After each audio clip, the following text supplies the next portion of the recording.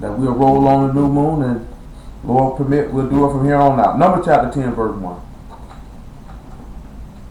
Tell y'all son, there's a lot of people be around here teaching about the Sabbath supposed to be dictated according to the new moon. So right now at this juncture, what we're gonna do right now is we're gonna look in every place where the new moon is mentioned, and we just gonna see what it say. Sometimes dudes like to read stuff into stuff because they get too smart for themselves. Now y'all know the calendar is in the congregation page or group, whatever you want to call it.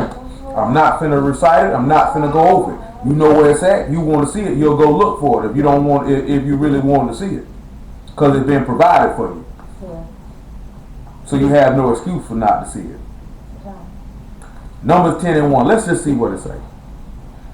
Well, actually, Numbers by 10 and 10. We don't want to start it first. Well, actually, make it 10 and 1, then we'll drop down. And Yah spake unto Moses, saying, make thee 2 trumpets of silver. So, Lord, permit at the given time, if you walk in there and you see that we have 2 trumpets of silver and we blow it before every service, you would know why we do it, because it's right here in the book. Make thee 2 trumpets of silver of a whole piece. Thou shalt make them, that thou may use them for the calling of the assembly and for the journeying of the camps. And when they shall blow with them, all the assembly shall assemble themselves to thee at the door of the tabernacle of the congregation. So now look at verse 10. Let's see what this man say. Also in the day of your gladness, and in your solemn days, and in the beginning of your months, ye shall blow with the trumpets over your burnt offerings, over the sacrifice of your peace offerings, that they may be to you for a memorial before God. Okay then. Hold on there. Well, that's kicked me off for a change. Ain't that something? I'd have to say that the first time that done happened. But nevertheless, we're going to keep on rolling though. It'll kick me off for a change.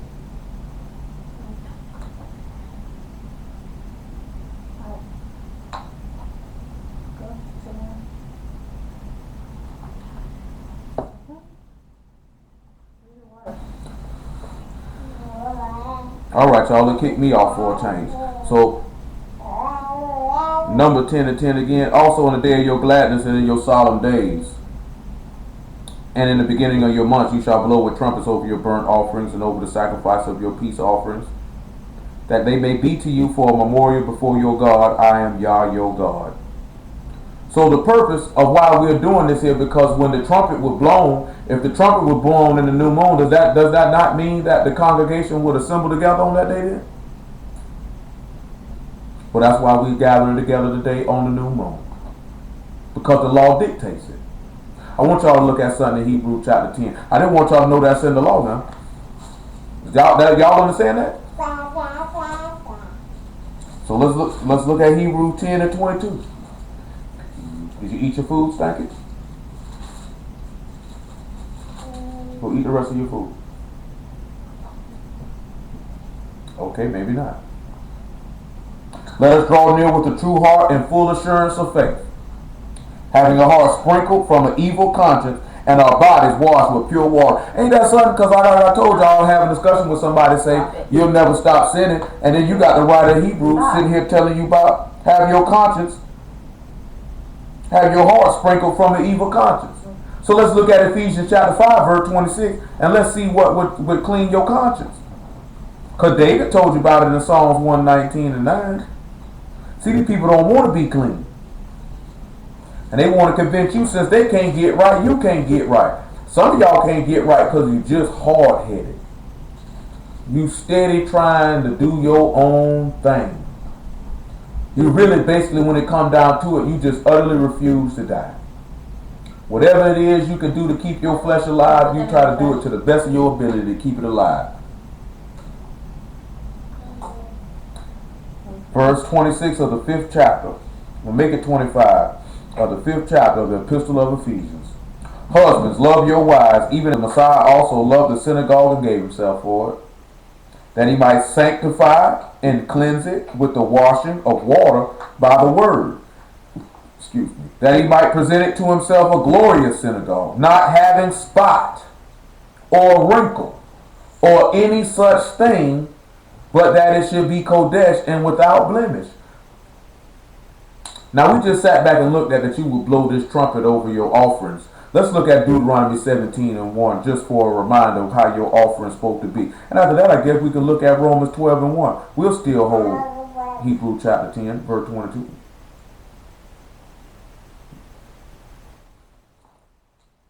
Deuteronomy 17 and 1. Thou shalt not sacrifice unto Yah thy God any bullock or sheep wherein is blemish, or any evil favoredness, for that is an abomination unto Yah thy God. Now this man just sat back and said that your heart should be sprinkled from an evil conscience. So if you come and try to offer this to this man say that's an abomination, that this thing is evil. Now you sitting there looking at your mind evil. The worst part is some of y'all try to convince yourself or try to convince others that your mind is not evil, and you know it is. You sit back like, how my mind evil? Just the way you think. You know how you think and how you operate. You know the stuff that's going on in there. Come on over here to Romans 12 and 1. That's the part killed me. You act like you don't sit back and look at, I don't see what I'm doing wrong. Your heart is disgusting. Your mind, your thought process is just downright wicked and despicable.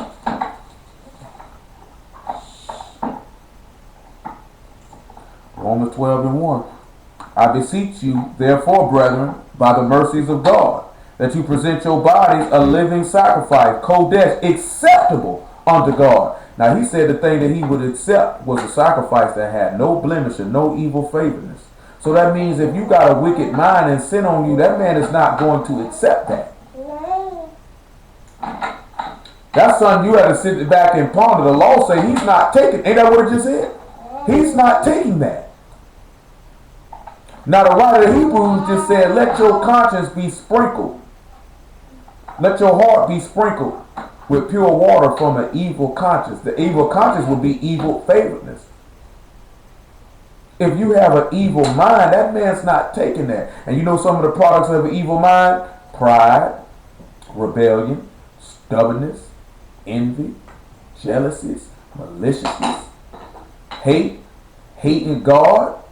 You know what I'm talking about? All these type of things. Lustful, covetous. You got to sit back and look at all these things. You got these type of things in your mind. You think your mind ain't evil? Conniving, scheming, hypocrisy. Y'all don't think that's an evil mind? You think that man gonna accept that? Because you kept a Sabbath. I don't eat no pork chops. I don't wear no pants. I don't wear no jewelry. I don't drink. I don't smoke. But you ain't looking at, if your mind like that, you might as well do all those things. You got to look at that. Be not conformed to this world, but be ye transformed by the renewing of your mind, that you may prove what is that good and acceptable and perfect will of God. So you see what he said back and he told you? You need to change your mind. Your mind needs to change. Your heart needs to change. Your thought process needs to change. The way you view the world needs to change. The way you do stuff needs to change. Yep, Lizzie confers. Come on back to Hebrew chapter 10. No, Lizzie just said the food good. That's all. Lizzie just said she liked the food. So Hebrews 10 and 22.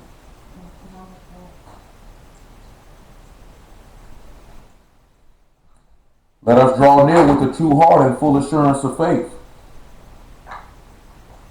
having a heart sprinkled from the evil conscience and our bodies washed with pure water. Let us hold fast the profession of our hope without wavering. For he that is faithful that promised, and let us consider one another to provoke unto love and to good works, not forsaking the assembling of ourselves together, as the manner of some is, but exhorting one another, and so much the more as you see the day approaching. So you know what that means? See, we just sit back and looked in the law, is that the trumpet was blown for when they should be assembled. It was only for set time. When that trumpet was blown, they know to gather together.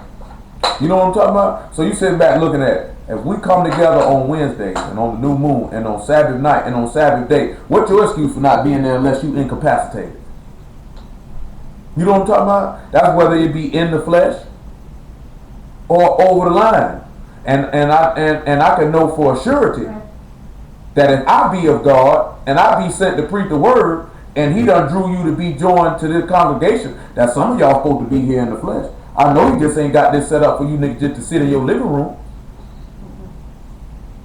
I'm just being honest. If you sit back and think this man doing this here for you to sit in your living room, you sadly mistaken. How you going to assemble yourself in your living room? Come on to number 23 and Leviticus 23 and 1. You can't assemble in your living room. After a while, it's going to have to be a movement. That means when the trumpet get blown, you wouldn't be able to hear. You say, because I'm at the house.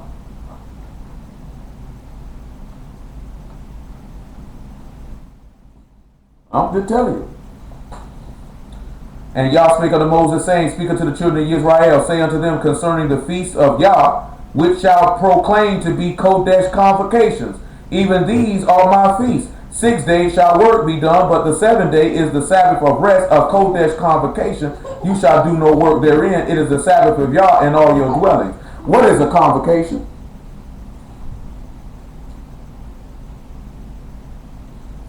That's an assembly. So you would know for every Sabbath, the gathering would be called. You know what I'm talking about? He just sat back and said, don't let that be the manner of some forsaking the assembly. So I'm going to show you why. Amos chapter 5. See, this how the manner of some people is. Then, it's Sunday in Jeremiah. Thank the Lord. And matter of fact, thank the Lord in another place. Thank the Lord. We're going to deal with all this stuff with the new moon. Just be patient. Lord going to work it out. Actually, it's Amos chapter 8. About verse 5. Make it 4. Matter of fact, just make it 1. Amos 8 and 1.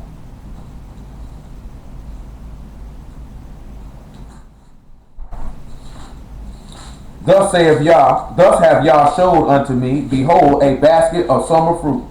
And he said, Amos, what see thou? And I said, a basket of summer fruit. Then said Yah unto me, the end is come upon my people of Israel. I will not again pass by them anymore. This man just sat back and said, the end done come. I'm not going to pass by these niggas anymore. So I want you to hold what you got. I want you to look at Revelation chapter 3. Because this for somebody. They're going to help somebody out. This man just sat back and said, you know what? I'm not passing by these niggas no more. Now why would be the only reason why the Lord say he wouldn't pass by you no more? Because you transgressing. So now I got to come see you. Revelation 3 and 1. And unto the angel of the synagogue in Sardis write, these things saith he that hath the 7 spirits of God and 7 stars. I know thy works, that thou hast a name, that thou live and art dead. Uh-oh. Now what could this mean about you got a name and you live but you dead? What you think that could be talking about? Think about it now. He said you got a name and you live and are dead. Think about what he's saying. Because some of y'all living, but you dead though.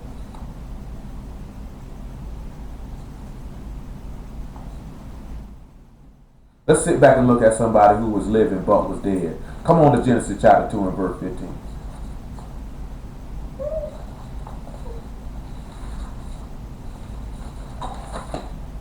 Genesis 2 and 15. Yah took the man and put him into the garden of Eden to dress it and to keep it. And Yah commanded the man, saying, of every tree of the garden thou may freely eat. But of the tree of the knowledge of good and evil thou shalt not eat of it, for in the day that thou eat thereof thou shalt surely die. Let's go back to Genesis chapter 3 and let's see what happened then. In Genesis chapter 3 verse 5, well look at verse 3. We'll just start at verse 1 so y'all can hear. Because this man said, you got a name. Adam had a name, didn't it? He said, you live, but you dead, though. See, some of y'all think because you a member of this congregation, you alive, but you still dead, though. Now the serpent was more subtle than any beast of the field which Yah had made, and he said unto the woman, Yea, hath God said, Ye shall not eat of every tree of the garden? And the woman said unto the serpent, We may eat of the fruit of the trees of the garden, but the fruit of the tree which is in the midst of the garden, God hath said, You shall not eat of it, neither shall ye touch it, lest ye die. And the serpent said unto the woman, You shall not surely die. For God doth know that in the day you eat thereof, then your eyes shall be opened, and ye shall be as gods, knowing good and evil. And the woman saw that the tree was good for food, and that it was pleasant to the eyes, and the tree to be desired to make one wise. And she took the fruit thereof, and did eat, and gave also unto her husband with her, and he did eat. And the eyes of them were both open, and they knew that they were naked, and they sewed fig leaves together, and made themselves aprons. See, they were alive, but they were dead. Y'all get that? Look at Romans chapter 5. Y'all get that? Had a name. Say the whole family of the earth was named after Adam. He said this is the generations of Adam. And the day when he made him in the image of God, made he him. And he blessed them and called their name Adam. They had a name. They lived, but they were dead. See, nobody wants to sit back and look at that. All we want to know is Israel is blind. Is it lawful to keep the feast? Should we pay tithes or not? What is the true? Should we use the true names? Romans 5 and 12. Wherefore, as by one man sin entered into the world, and death by sin, so death passed upon all men, for that all have sinned. For until the law, sin was in the world, but sin is not imputed where there is no law. So guess what? He couldn't have imputed no sin unto Adam until he told him, don't you do that. When he told him, don't you eat from that, that was law. God gave a commandment, don't you do that. That was law. That was established. So sin had to be imputed because he gave him a law. He transgressed. He cursed him for doing it.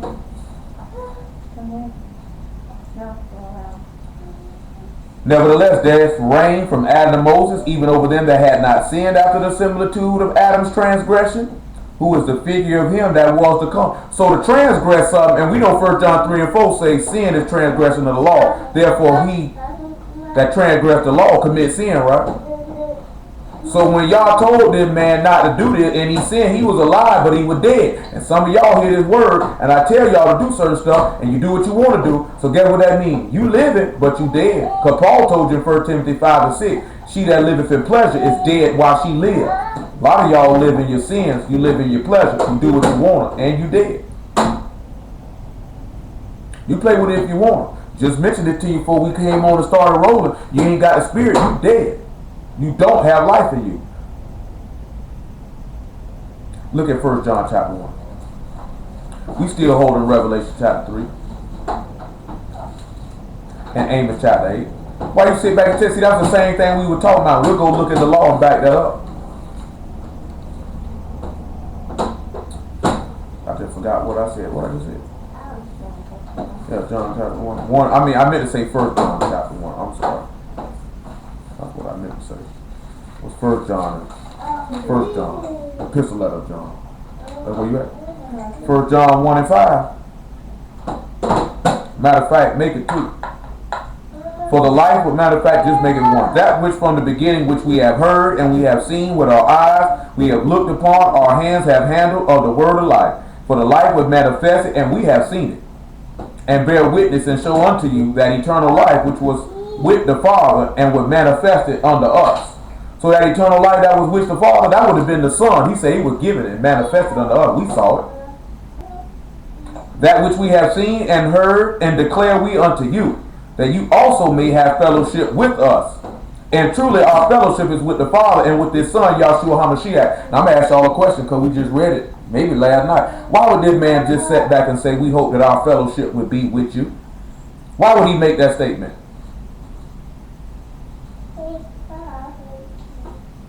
Who knows why John would make this statement? John an apostle, right? He walked with the Lord, right? Why would he make this statement? Exactly, but what did the Lord pray for when he said make them perfect in one? And not only these, but those who will believe on me through their word, right? So now you got John sitting back telling you that ye also may have fellowship with us. Because you can't have fellowship with the Son except by the apostle. Because he the one, he gave them the word. And then they went and made elders and did all these things so the people could get the word. So John is imploring the people, have fellowship with us. Now ask yourself this here.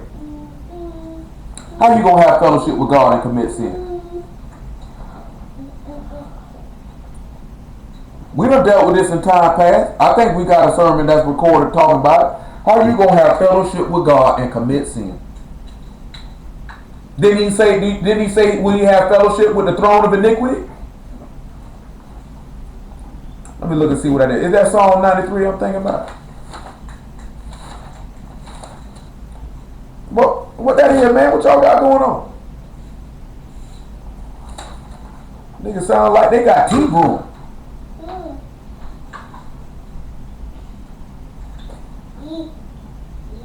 Tell me, son.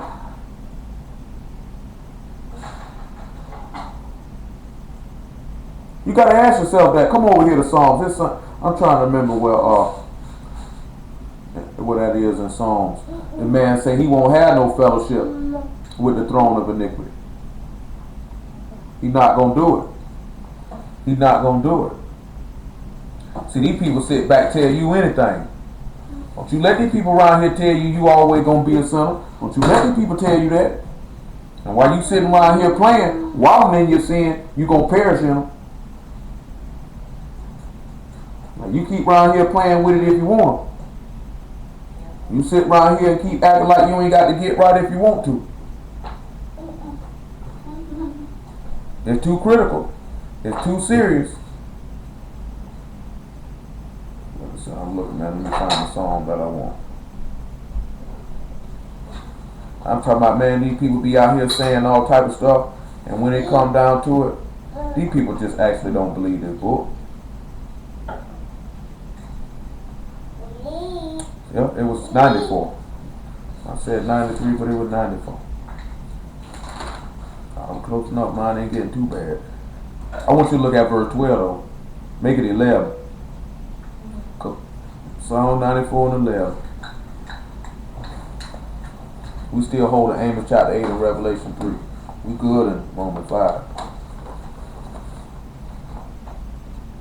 And he says, y'all know the thoughts of man that they are vanity. Man already know your thoughts worthless. That's why he said you need to make yourself a new heart and a new spirit. You need a new mind. That's why he told you to be renewed in your mind. That man know your thoughts are vain. They have no profit. Blessed is the man whom thou chasten, O Yah, and teach him out of our law. That's why Yahshua came back and said, as many as I love, I chasten and rebuke. Be zealous therefore and repent. That's why the writer in Hebrews was telling you to take that chastisement. But a lot of y'all don't like getting whooped. I'm going to tell you too, a lot of people who don't like getting whooped, they also don't like to whoop their turn. And the reason why they ain't like to whoop their turn, because they ain't like getting whooped. That's why you get mad when God whoop you. You don't look at it as a blessing. How many of these people stand up and say, I'm blessed, boy, God chastened me out of his word? How many times y'all ever heard somebody say that? But then you sit back and look at that. Isaiah told you the chastisement of our peace was upon him, and that the Father didn't spare his own son, but chastened him for our salvation. This man was blessed. He was blessed because he was chastened out of the word. And we're going to sit back and be chastened by him, and we don't call it blessed. We complain, why me, Lord? Why me? Well, since you say why you, I guess you won't get in here then. He said that thou may give him rest from the days of adversity until the pit be digged for the wicked. Said he give him rest from the days of adversity. Didn't he give this man rest after he chastened him in the law? He went in the grave, he had rest. Till the time why he say, sit here on my right hand till I make your enemies your footstool. And we know the last enemy that he shall destroy is death. So he said, you just sit here up here with me in peace till it's time. Till I tell you to blow the trumpet for the gathering of the assembly.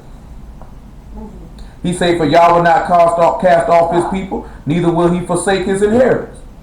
But judgment shall return unto righteousness, and all the upright in heart shall follow it.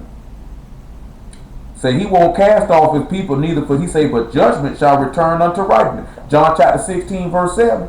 Hold this Psalm 94. John chapter 16, verse 7.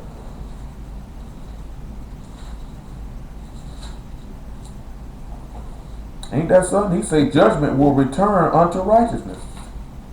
Nevertheless, I tell you the truth. It is expedient for you that I go away. For if I go not away, the Comforter will not come unto you. But if I depart, I will send him unto you. And when he is come, he will reprove the world of sin and of righteousness and of judgment, of sin because they believe not on me, of righteousness because I go to my Father and you see me no more, of judgment because the prince of this world is judged. So you just sat back and seen how judgment shall return unto righteousness. Because he had been judged dissimilar to take away sin, so the righteousness of the word, which is the Ruach HaKodesh, could come down unto us. See, this is where the people get that from, talking about the Spirit will correct you. This is where they get that from. But sitting back looking at that, does that make any sense? Get your hand off your nipple. No nipples. Come on back over here to Galatians 2, I want to say. I might got something else. What do you want, Stankers? What may I do for you?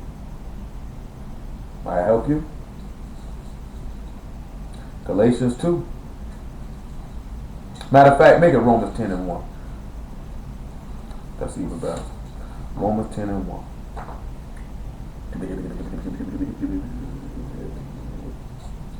You sleepy? You ready to go sleep? Yep, you sleepy. Brethren, my heart's desire and prayer to God for Israel is that they might be saved.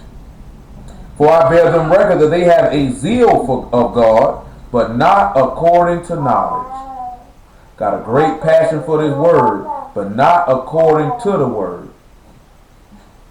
For they being ignorant of God's righteousness, and going about to establish their own righteousness, have not submitted themselves unto the righteousness of God. For the Messiah is the end of the law for righteousness to everyone that believes. So when they say the Messiah is the end of the law, what y'all think that means?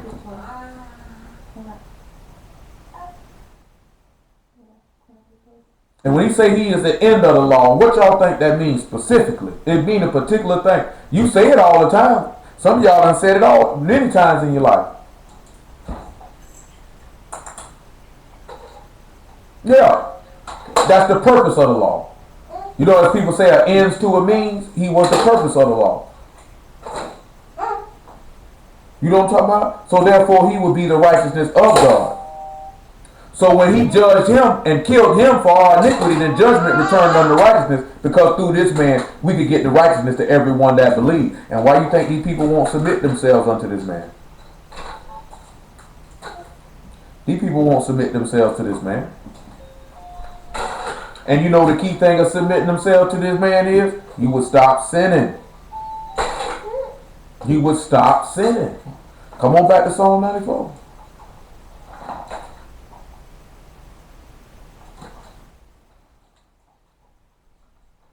Nobody don't want to stop sinning. Verse 16 of Psalms 94.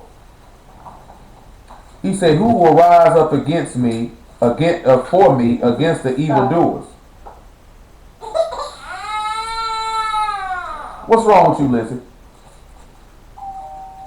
Or who will stand up for me against the workers of iniquity? Unless Yah had been my help, my soul almost dwelt in silence. When I said my foot slipped, thy mercy, O Yah, held me up. In the multitude of my thoughts within me, thy comforts delight my soul. And look at the question that he asked.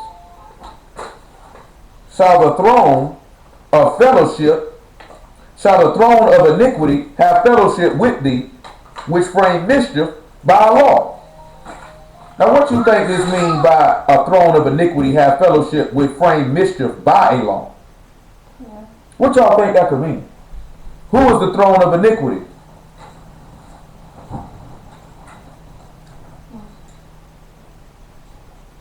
Yeah, you can look at it in them terms, but sit back and look at it. But they frame mischief by a law.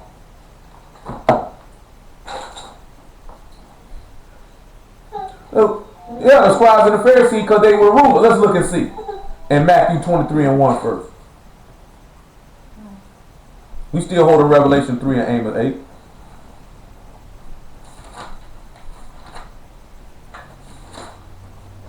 Matthew 23 and 1. Then spake Yahshua to the multitude and to the disciples, saying, the scribes and Pharisees sit in Moses' seat. All therefore whatsoever they bid you observe, that observe and do, but do not ye after their works, for they say and do not. So they would be sitting in the throne, meaning they were rulers, but they were full of iniquity though. So then they framed mischief by law. What did they say, Pilate? By our law he should die, for he said he's the Son of God. Remember, we sit back and look at the 7 abominations that just man fell in? What was one of them? Feet swift to run to mischief. Ain't that what it said? Feet that were swift to run to mischief. He said they framed mischief by law. They tried to use the word. Look at verse 21 of Psalm 94. It's going to back it up. They tried to use the word as a means to kill the man.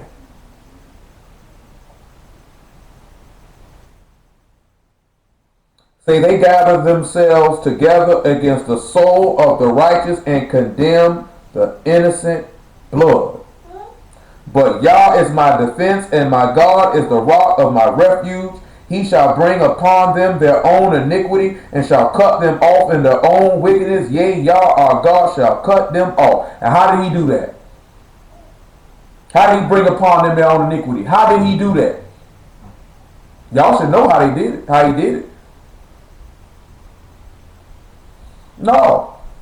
When they open it, come back to Revelation 3. When they opened their mouth and said, let his blood be on our children's children. He cut them off in their own wickedness. Their own work got them cut off. Then they do it to themselves, and God don't cut them off. They sat back and said, that man say, man, this man innocent. This innocent blood. He said, I'm cleaning this man's blood. They say, let that be on us and our seed. We'll take it.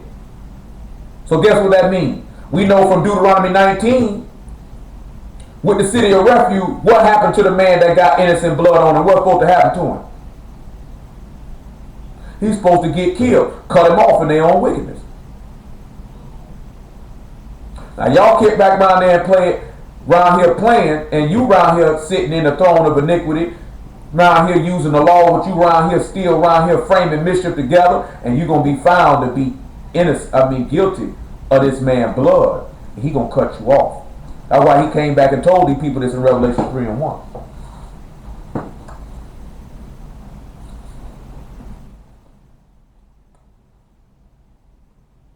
And unto the angel of the synagogue in Sardis write, these things saith he that hath the 7 spirits of God and the 7 stars. I know thy works. You think y'all didn't know what Adam did? That thou hast a name, and that thou live and art dead. Go to your mommy. He say, be watchful. Remember how we just was looking at that last night by watching? And strengthen the things which remain that are ready to die. For I have not found thy works perfect before God. And we done told some of y'all this before, and the Lord is telling you again, he has not found your works perfect before him. Remember therefore how thou hast received and heard, and hold fast and repent. If therefore thou shalt not watch, I will come on thee as a thief, and thou shalt not know what hour I will come upon thee. We just looked at that last night now. You ain't around here watching, and you ain't hold fast to what you done received and what you heard. That man gonna sneak up on you, get you out of here. It ain't got to necessarily be him severing you from the congregation. It could be killing you dead where you stand. You have to weigh that stuff out. If your works ain't perfect before God and you done heard and received, then you better hold fast to that word and turn from your evil and wicked ways, save your soul.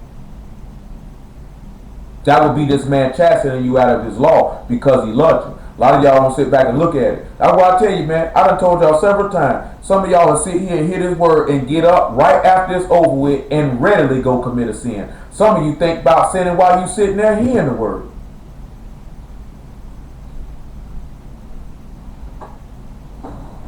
That's a dangerous thought process. Back to Amos chapter 8. That's why the man said, I ain't going to pass by you no more. I'm for real. I ain't being funny. Ain't even nothing here. I'm talking about that's a dangerous thought process. Did I have any change? All right. Buy something with it. Maybe a protein bar later on. Protein shake more. Can't never have too much protein. Well, the doctors say you can. Who cares what they say? Amos 81. Thus saith Yah, thus have Yah showed unto me, and behold, a basket of summer fruit. And he said, Amos, what see thou? And I said, a basket of summer fruit. Then said Yah unto me, the end is come upon my people of Israel. I will not again pass by them anymore. That's why he told you, if you won't hold fast and repent, I'm going to come upon you as a thief in the night. You ain't going to know when I'm coming. That means he ain't going to pass by you no more. I'm going to come see you. And the songs of the temple shall be howlings in that day. So he say all that singing and dancing you were trying to do to me, on that day when I come see you, you going to scream. Huh? He said you going to scream then. There ain't going to be no singing around here tomorrow. Praise the Lord. You ain't going to be making no joyful noise to the Lord on that day. You're going to be hollering. And the songs of the temple shall be howlings in that day, saith Yah. There shall be many dead bodies in every place, and they shall cast them forth with silence. Hear this, O ye that swallow up the needy, even to make the poor of the land to fail, saying, when will the new moon be gone, that we may sell corn? And the Sabbath, that we may set forth wheat, making the ephah small and the shekel great, and falsifying the balances by deceit. See what he said right there? When we looked at a couple, see your judgment off. You ain't got a just weight and a just measure. But see, this is something that these people, is the word and, when you have something and, is that a separating word or is that a compound word in a sentence? When you put the word and in there, is that to make a separation or to make two things together? You sure about that? You said, you like this here, if I say bring my bag of protein and, you know what I'm saying? That's it. You know what I'm talking about? See, what these people try to take this and here in this sentence and say the new moon is a Sabbath. But when you sit back and you look at it, there's a separation. They said, when will the new moon be gone? And the Sabbath. So this is two different things they asking when it's going to be gone. You see what I'm talking about? Because we remember when on the new moon, the trumpet was supposed to be blown. And if the trumpet was supposed to be blown, what the people supposed to do? Gather together. So though it wasn't a Sabbath, they treated it as one, meaning we going to come gather together. Now we sitting here telling you, y'all can work on this day, but at the same time, if you know there's a gathering, that means you ought to be there then. So then some people sit back and look at, well, when the new moon going to be over with? So we can go do what we want. When it's going to pass. Because I don't want, because maybe he said, don't forsake the assembly of ourselves as others do. You know what I'm talking about? That means you ain't looking forward. You trying to find a reason. Did he say when the Sabbath going to be passed? That we might set forth weeks. So you know what that means? While the word coming, you sitting back thinking about how you can exact all your pleasure. You ready to go sin right there with the word coming.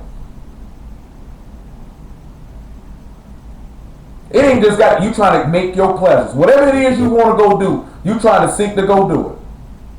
Look at Jeremiah 22 if I'm not mistaken. Let's see what y'all said about the Sabbath. Make sure this one the one I want.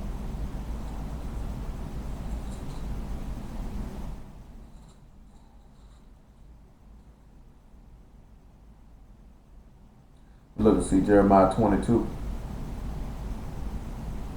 Let me see if verse 11 what I want. Look and see what this one is. This is what I want. Look at verse 22. Make it 21. I spake unto thee of thy prosperity, but thou said, I will not hear. He said, when you were doing good, he said, you wouldn't listen to me. I want to show you something. You know, let's go over here and look at, we just referenced this not too long ago. In 1 Timothy chapter 6, remember he said the love of money, he said godliness with contentment is great gain. You know, David also said something in the book of Psalms. He said, if riches increase, don't set your heart on. You know what I'm talking about? See, that's something that took Israel down a lot of times. We could look at that in Deuteronomy 32 when he say, Jeshurun wax fat and kick. See, some of y'all, you sitting back looking, see, when your wealth increases and you in prosperity and God try to tell you something, see, you don't want to listen then because you full of yourself. Now, he just sat back and told you, when you were in your prosperity, when you were doing good and I tried to talk to you, you wouldn't listen. He said, listen what he said, this has been thy manner from thy youth. Thou hast not obeyed my voice. He said, this has been your manner. And if he say from your youth, what that take us back to? Not only with Adam, but remember, he talking to Israel as a whole. So this coming from the day we came up out of Egypt. You could also say that's for Adam too, because Adam was prosperous too. I gave you everything. And I told you not to do something, and you wouldn't listen. You did what you wanted to do. But now when we sit back and we get a reference, we know with Israel, our manner from youth was, remember, we just read it last night. I gave you all these people jewels. You ain't come out with nothing. I gave you a land. You ain't have to work for the, you didn't have to plant no vineyards. You ain't have to build no houses. Everything was set up for you. I gave you all their wealth. You know what I'm talking about? You sit back, we came up out the wilderness, your shoes didn't wax old, your clothes didn't go bad. And your manner from your youth was to buck me.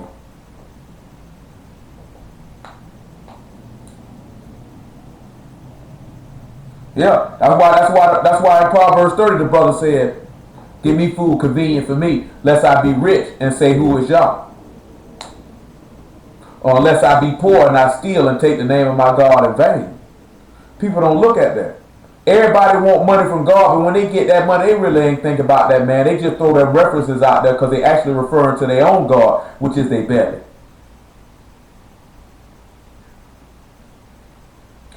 Verse 22. Go ahead. So we look at verse 22. The wind shall eat up all thy pastors, and all thy lovers shall go into captivity. Then thou shalt be ashamed and confounded for all thy wickedness. O inhabitants, thou make thy nest in the cedars. How gracious shalt thou be when pains come upon thee, as the pain of a woman in travail. As I live, saith Yah, though Coniah the son of Jehoiakim, king of Judah, were the signet upon my right hand, yet would I pluck thee thence.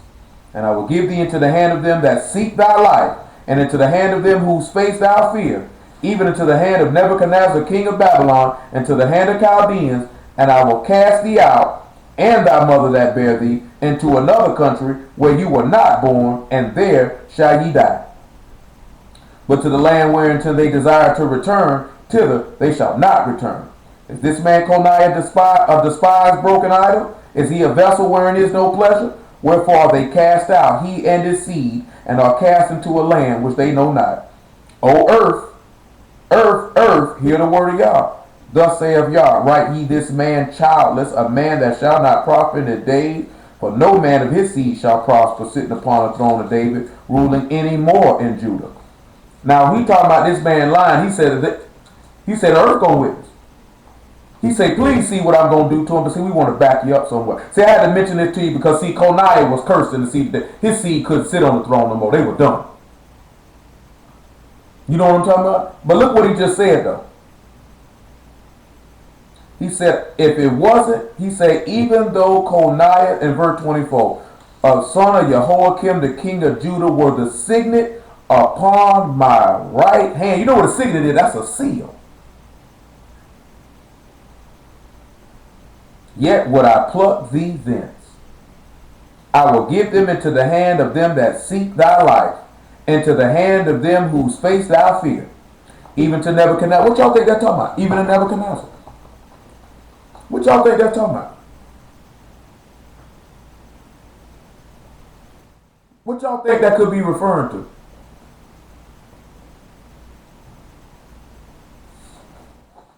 When Yahshua the right hand of the Father, what did he do? He plucked him out from thence. He sent him out the tabernacle. He said, come on down and do my will, son. I need you to die for me. Then what else did he tell him? I will give you into the hand of them that seek thy life. Let's look at John 19. We mention it all the time. John 19 and 10. Just sit back and look at it and see what the Lord said to this man.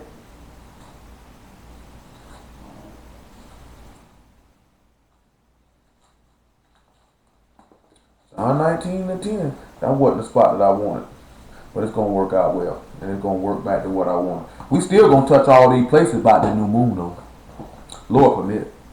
I know it was some other things we were discussing. If you can remember what I said, if Lord permit, we could touch it. You could mention it. Lord will. We're going to try to work that in there. We'll make it 8. Well, verse 9. And went again into the judgment hall and saith unto Yahshua, whence art thou? But Yahshua gave him no answer. Then we already read about this man's soul was silent within him in Psalm 94. Then saith Pilate unto him, speak thou not unto me? Know not thou not that I have power to crucify thee and have power to release thee? Yahshua answered, thou could have no power at all against me except it were given thee from above. Therefore he that delivered me unto thee had the greater sin. Man just sat back and told you, my Father gave me into your hand. We know he was in the hand of them that feared. How do we know that? Because he said, my soul was exceedingly sorrowful unto death, didn't he? I'm going to deliver you into the hand of them that you fear. Come on back and let's look at it, what he said now. See, that's what y'all going to sit back on, and y'all going to keep trying the Lord, and he going to give you over to that which you fear. You know right now, you know you ain't got this man's spirit. You fear death. And you're going to keep on. He's going to give you right on over there to it. Just keep on being retarded. Ain't going to get you nowhere. Then he just told him in verse 26 that he would cast him out and the mother that bare thee into another country where you were not born, and there you shall die. You sit back and you look at it. What land was Yahshua born in? And where did he die? That was the land he wasn't born in, and was his mama there too? Was his mama there? Huh? Yes. He was born in Bethlehem. Let's look and see that. Micah 5 and 2.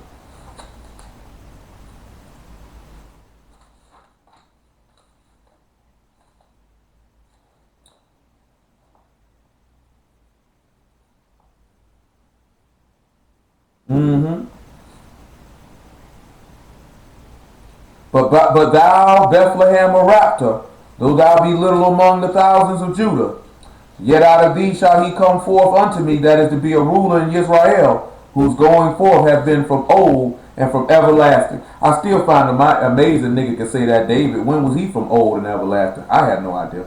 Matthew chapter 1. Niggas say anything out their mouth. Man, niggas say anything out their mouth when they try to justify themselves.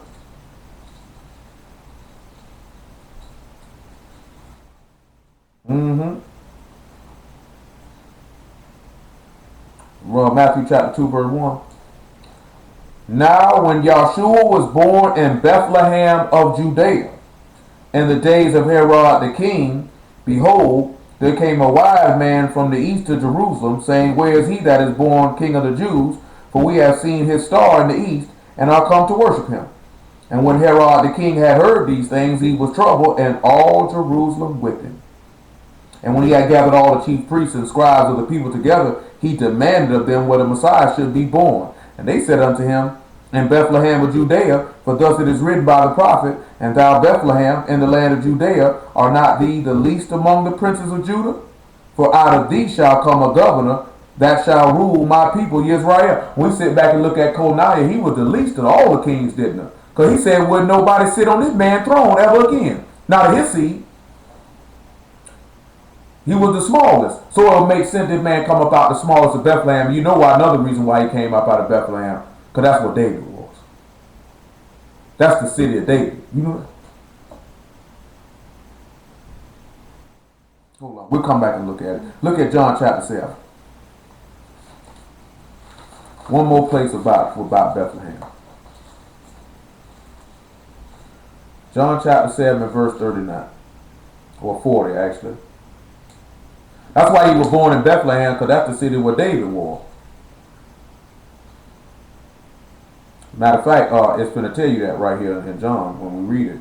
Many of the people, therefore, when they heard this saying, said of a truth, this is the prophet. Others said, this is the Messiah. But some said, shall the Messiah come out of Galilee?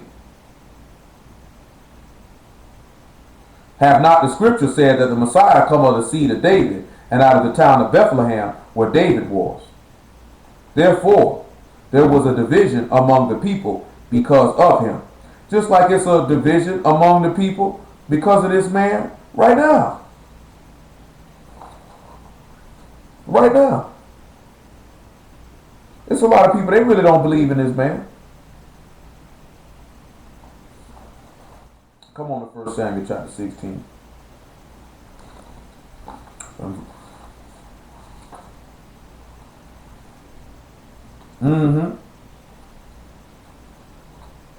There'd be no way. Because then he wouldn't be able to sit on that throne. But them dudes don't look at stuff like that. Or they'll try to use that to show that he's not the Messiah. Make it 1 Samuel 16 and 1.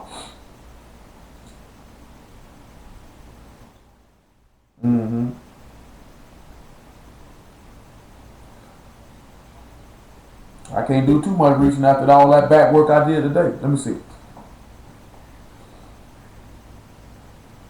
I can do a little bit of reaching right now. A little earlier, I might not have been able to. Listen what he said now.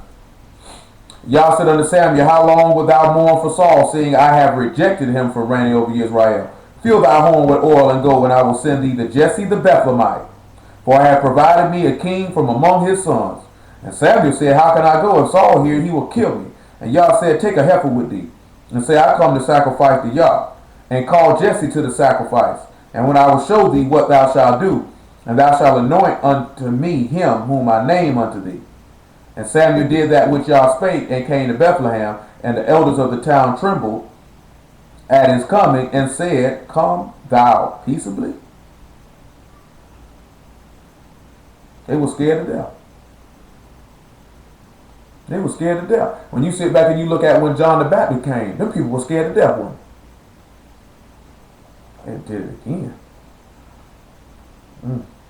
Guess it's the first thing for everything, huh? All three. But sometimes that thing will just kick you off. You know what I'm saying? It kicks some of them off. They kick some of them off all the time. It's just the first time it ever really kicked me off like it.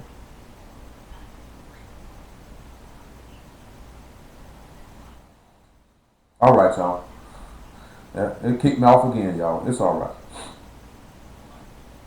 Well, no, I ain't gonna put it on that one there because you know it'll kick some of y'all off.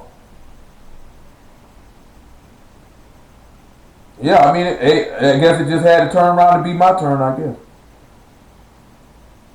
So now you get back and see that the city where David was from is Bethlehem. So this is why Yahshua would have to come out of Bethlehem. You know what I'm talking about? So, hold on. So we sit back and look at that. It may be T-Mobile. I don't even know it's that there because everybody on here ain't got T-Mobile, and I don't know plenty of y'all done told me this thing kicked y'all off.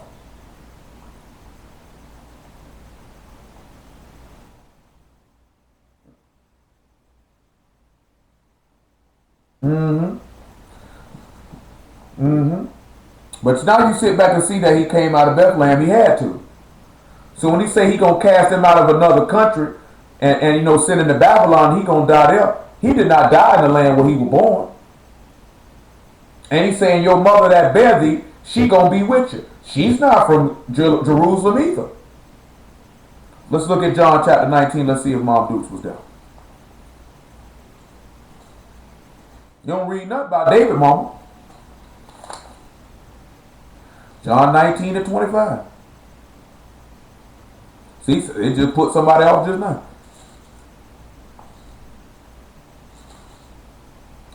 He say, now there stood by the cross of Yahshua his mother and his mother's sister, Mary the wife of Cleophas, and Mary Magdalene. And when Yahshua therefore saw his mother and his disciple standing by whom he loved, he said unto his mother, Woman, behold thy son. Then saith he to the disciple, Behold thy mother. And from that hour that disciple took her unto his own home. So guess what? We also know from, look at Zechariah 12 for those of y'all that don't know. We gotta sit back and look at why was Yahshua mama there and why her daddy wasn't there. Well, let's look and see in Zechariah 12 and 10. Because we just seen from Jeremiah 22 why his mama would be there. Because he said, I'm going to take you and the woman that bear you, and you're going to die in another place. He said, I will pour upon the house of David and upon the inhabitants of Jerusalem the spirit of grace and supplications. And they shall look upon me whom they have pierced. When was David pierced? Is this, well, we're going to ask somebody when was they pierced. So is this Abner? Is this Amasa? Is this the king of Israel in 1 Kings 22? They shall look upon me whom they have pierced, and they shall mourn for him as one mourn for his only son, and shall be in bitterness for him, as one that is in bitterness for his firstborn. And that day shall there be a great, listen what he say now, and that day there shall be a great mourning in Jerusalem, as the mourning of Hadrimon in the valley of Megadon. Don't you think there was a great mourning when Coniah was taken up out of there, and you died in another place? You don't think the people were mourning? You don't think they were sad about that? And the land shall mourn. Listen what he said. Every family apart. And the land shall mourn. Every family apart. The family of the house of David apart. And their wives apart. The family of the house of Nathan apart. And their wives apart. The family of the house of Levi apart. And their wives apart. The family of Shimei apart. And their wives apart. All the families that remain, every family apart, and their wives apart. That's why Joseph wasn't there. Now we got two witnesses to see why Mary was there. Y'all ain't never wondered why Mary was there? Back to Jeremiah 22. No, it was written she had to be there. Now you know why Joseph wasn't there. Because it said their families and their wives and the men and the women would be apart. So that's why Joseph wasn't there. Then we know she had to be there because he had to give his mama away. So when we look at 26, I will cast thee out and thy mother that bare thee into another country where you were not born, and there ye shall die. He was not born in Jerusalem. And he died there, didn't he? He say, but to the land whereunto they desire to return, shall they not return. We've been desiring to go back to Israel for a long time. We ain't seen them make it back yet. Is this man Coniah a despised, broken idol? That's how they look at Yahshua. They despise him as a broken idol. I want you to come back to John chapter 15, verse 22. He said, this man say, is he a despised? Don't the people be quick to say, y'all idol worshipers. Y'all idolaters. John 15, 22 though. Let's see what the Lord told you about it. If I had not come and spoken unto them, they had not had sin. But now they have no cloak for their sin. He that hate me, hate my Father also. If I had not done among them the works which none other man did, they had not had sin. But now I have both seen and hated both me and my Father. But this come to pass that the word might be fulfilled that is written in their law, they hated me without a cause. I want you to come back and look at 28th verse of 22nd chapter of Jeremiah one more time before we get out of this. We still ain't finished with the verse. This man said, is this man Coniah a despised, broken idol? Is he a vessel wherein is no pleasure? We're going to look at that in a minute. Wherefore are they cast out? He and his seed are cast into a land which they know not. This man just said, is he a despised, broken idol where there is no pleasure? He's cast out, him and his children, into a land which don't nobody know. Now I want y'all to sit back and look at it and be ready for what I'm finna show you now. Now let's look at the book of Hosea to see how he a vessel with no pleasure.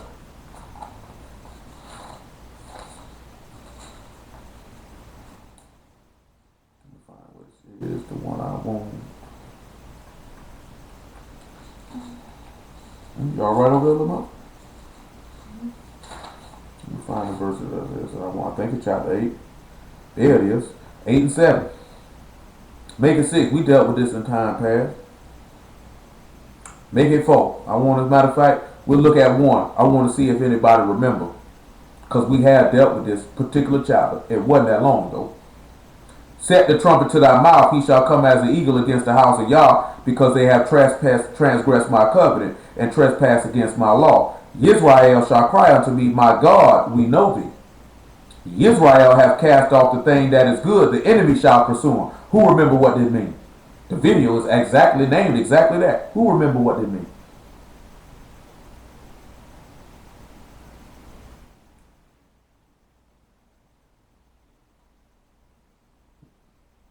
Exactly. This is what he say. They have set up kings, but not by me. They have made princes, and I knew it not. Of their silver and their gold have they made them idols, that they may be cut off. That calf, O Samaria, have cast thee off. My anger is kindled against thee. How long will it be ere they attain to innocency? You see what he said? He said, how long you gonna sit back and say I ain't did nothing? That was some of you niggas be screaming. I ain't did nothing. Why the Lord be angry with me? I ain't did nothing like you innocent. Nigga, you know you ain't innocent. Titus chapter 1. Hosea chapter, hold the Hosea 8. Titus chapter 1. I want to scream like you ain't did nothing. That's just like what Adam did, hiding. I ain't did nothing. Trying to cover up your transgression. That's what he did with them fig leaves, trying to cover up his transgression. I ain't did nothing. I was naked. Who told you you were naked? I ain't did nothing. That's why I got the fig leaf. Titus 1 and 14. Not giving heed to Jewish fables. Not giving heed to Jewish fables. And commandments of men that turn from the truth. Unto the pure all things are pure. But unto them that are defiled and unbelieving nothing is pure. But even their mind and conscience is defiled. They profess that they know God, but in works they deny him, being an abominable and disobedient, and unto every good work reprobate. And that's what Israel sat back and did. They set up a king, and he said in his anger he would kill them against them. They said we ain't did nothing wrong. They sat back and killed the Lord. They said we ain't did nothing wrong. Come on back to Hosea chapter 8. That's how some of y'all be with the stuff you be doing. I ain't did nothing wrong. But you know you done did something wrong. You know you did something wrong. You know every single day you commit sin every chance you get. And this man crack you right up close your head. And you be like, what did I do wrong? What did I do wrong? Steady trying to scream you innocent. See, I'm going to tell you something right there. So you know when he go to cracking you upside your head and you go to try to scream you innocent, you know what that actually is. See, that's when you go in and you trying to play the victim. You know what I'm talking about? I couldn't have did nothing. I ain't did nothing wrong. It's all this over here. Put it on somebody else. You'll never sit back and look at, I did that. I contributed to that. That's a dangerous mind. When you say how long, you say how long will you err? How long will it be ere they attain to innocency? How long is you going to sit back and look at you ain't did nothing wrong, you going to play the victim? Huh? How long you going to play the victim? Didn't you though? I ain't did nothing. Jacob tricked me out my birthright. He deceived me. Ain't nobody deceived you, nigga. You gave it up for a bowl of beans. You were ready to give it up for them beans. You say, what good is this birthright gonna do to me? I'm finna die. I don't want it. Let me get them beans. Then when you ain't get it, you try to act like he tried to act like he was innocent, didn't he? Hebrews chapter 12, verse 15.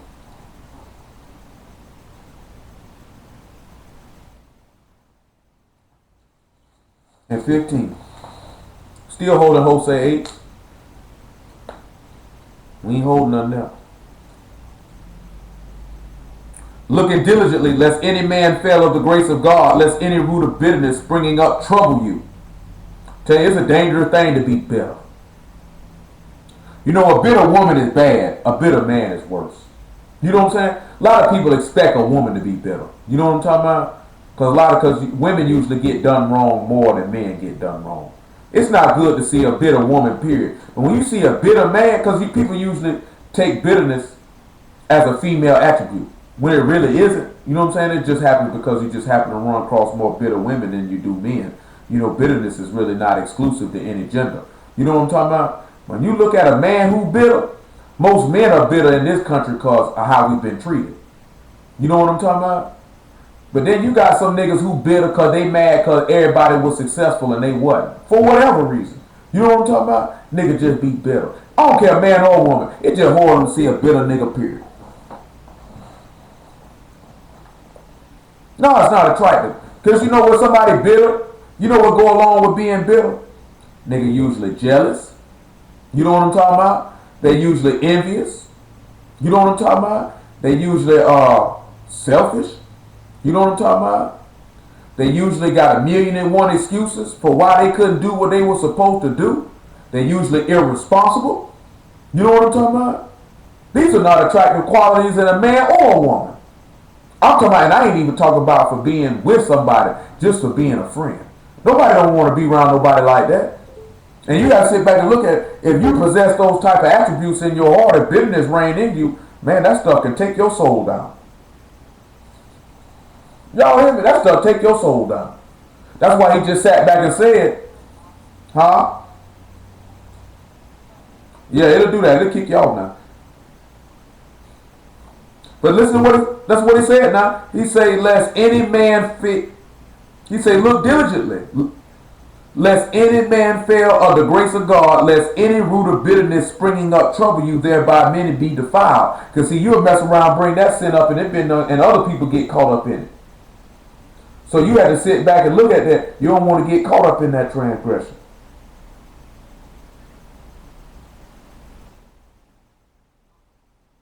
Mm-hmm. It's rough now. It's real rough. Listen, you say, lest there be any fornicator or profane person as Esau, who for one morsel of meat sold his birthright. For you know that afterwards, when he would have inherited the blessing, he was rejected. For he found no place of repentance, though he sought it carefully with tears. Say, ain't no place in here for you, nigga. And guess what? I done told y'all before. Guess what? We seen all the people crying in the wilderness about them quails, right? When he told them he was going to kill them, that ain't stopped God from killing none of them, though, did it? So I guess I'll let you know, while you go back to Hosea chapter 8, while you around here trying to proclaim that you innocent, and you go ahead and all that boo-hoo tears and crying like somebody going to be moved, the Lord ain't moved with it. I'm going to go ahead and cut your whole head off. That's why I tell y'all, you can come in my face with all them tears, that stuff don't move me. You can come with all the sob story you want to come with. That's not going to move me. I guarantee you. That's not going to pull on my heartstrings. That's not going to touch my heart because you crying. I can frankly care less. I used to date a woman, used to do that all the time. Try to cut them crocodile tears on and stick her lip out. And I just used to sit and look at her and be like, come on, Mom. If I just told you no, I'm still not going to do it. You doing none of this stuff ain't going to move me. That stuff move on the weak. While you sitting there crying and doing all this here, you know what I used to do? Reach in my pocket, pull out my bag, reach over there, grab my Dutch, and roll them up and smoke right there while she's sitting in there having an emotional tantrum. After a while, you know what she did? She stopped. She realized this ain't gonna work. Just like little kids. They throw tantrums. They realize if you sit back and you stand firm, it ain't gonna work. They'll stop. You know, she grown woman. I can't put my hands on her. I put my hands on the child for doing it. Or I come up with some inventive ways to let them know that behavior is not acceptable. I don't have no problem telling people no. Some of y'all get moved when people go to crying and getting all emotional when you've been untold them something. And you end up acquiescing and doing what they wanted you to do. I don't care.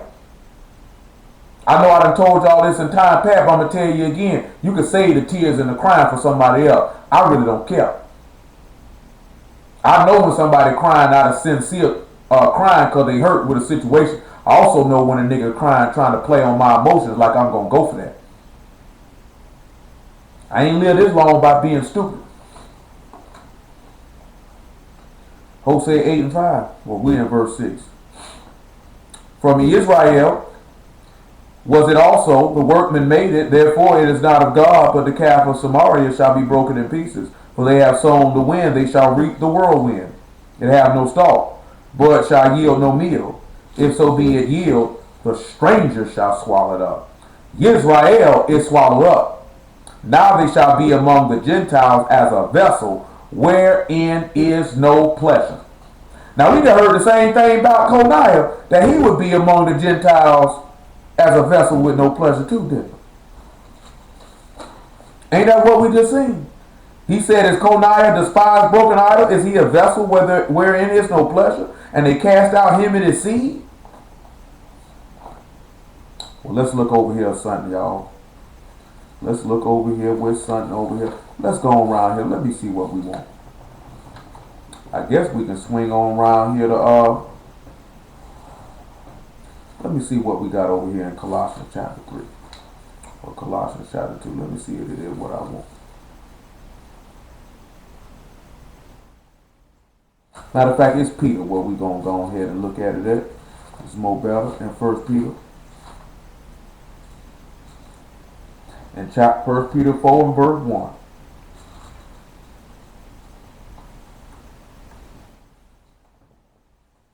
Obviously, if I was in 1 Peter and not 1 John, we might be able to do something. For as much then as the Messiah hath suffered for us in the flesh, arm yourselves likewise with the same mind. For he that suffered in the flesh hath ceased from sin, that he should no longer live the rest of his time in the flesh to the lust of men, but to the will of God. He around there moving around. No. You just got digestion problems. That's always on my back. Oh, he's all the way on your back? I guess he's pressing on my back a lot when I roll it back. Oh, Iggy back there pressing on a little muffin bite. He went around there hiding somewhere. So, you know, the Messiah suffered in the flesh. You think he caught any pleasure from all that stuff he went through? Because he was a vessel of salvation for the Gentile, amongst the Gentiles. He ain't get no pleasure. That's what a vessel is, right? Something that carries something, right? Come on now, let's look at something else. Let's look at something else about this man suffering. Lord will, it's all gonna make sense. By the time we get this week over with, we got 2 more times to go through this book. 2 more times, Lord spare our life. We got 2 more times. Come over here to 2 Timothy chapter 2 and verse 1. Now keep in mind that Paul is speaking to a preacher. Just keep that in mind. But still also keep it in mind what he's about to say. Therefore, my son, be strong in grace that is in the Messiah Yahshua. The things that thou heard of me among many witnesses, the same commit thou to faithful men who shall be able to teach others also. So you know he's talking to a teacher. Therefore, listen what he say. Endure hardness as a good soldier of Yahshua HaMashiach. No man that war entangleth himself with the affairs of this life, that he may please him whom have chosen him to be a soldier. See, we know that the Father had chose Yahshua to be a soldier, to be a vessel. A vessel of weakness to actually be a vessel of strength. To take on the sufferings that we might be healed through his stripes. Y'all understand what I'm telling you? Because the book say when he was threatened, he suffered it. And when he was reviled not back. He took no pleasure. Remember now, who can remember some of the things they did to this man? I want you to sit back.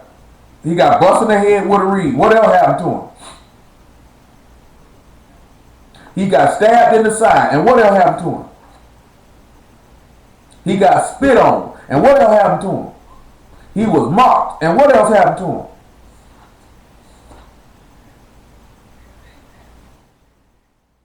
That they plucked his face, they plucked his beard out, they plucked the hair out of his head, and what else happened to him?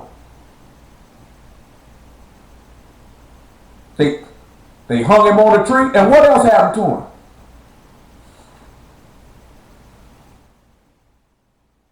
They slapped fire from the man. They lied on the man. called him a deceiver and a blasphemer. So that sounds like to me that that's a vessel who was no pleasure. And him and his seed were cast out. Say that again. They did what? Yeah, they tried it. Shed innocent blood. That sounds like to me he was a vessel amongst the Gentiles. He had no pleasure there. They cast him out and his seed. Look at John chapter 16 and 1. Let's just see what they did. And then we can look at Acts chapter 5. He said they'll cast you and your seed up out of here.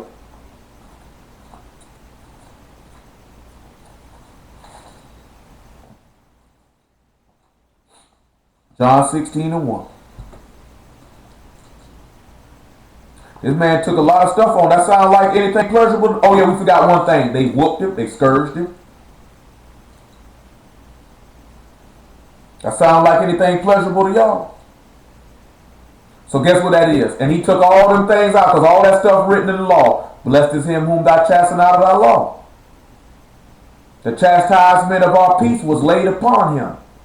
That's why he had to be a vessel where therein is no pleasure. And he said, amongst the Gentiles, both times it said, is he a broken idol, a vessel where therein is no pleasure. These things have I spoken unto you, that you should not be offended. They shall put you out of the synagogues, yea, the time come, that whosoever kill you will think that he do God's service.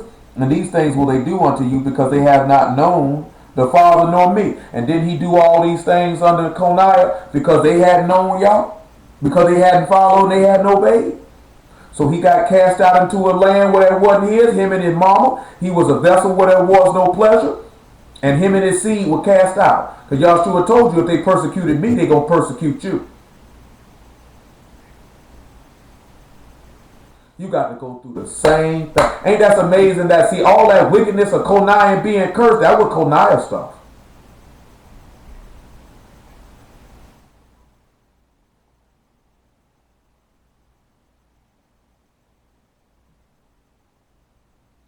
All this stuff going on.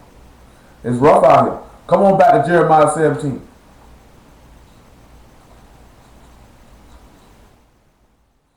It's real out here on these streets.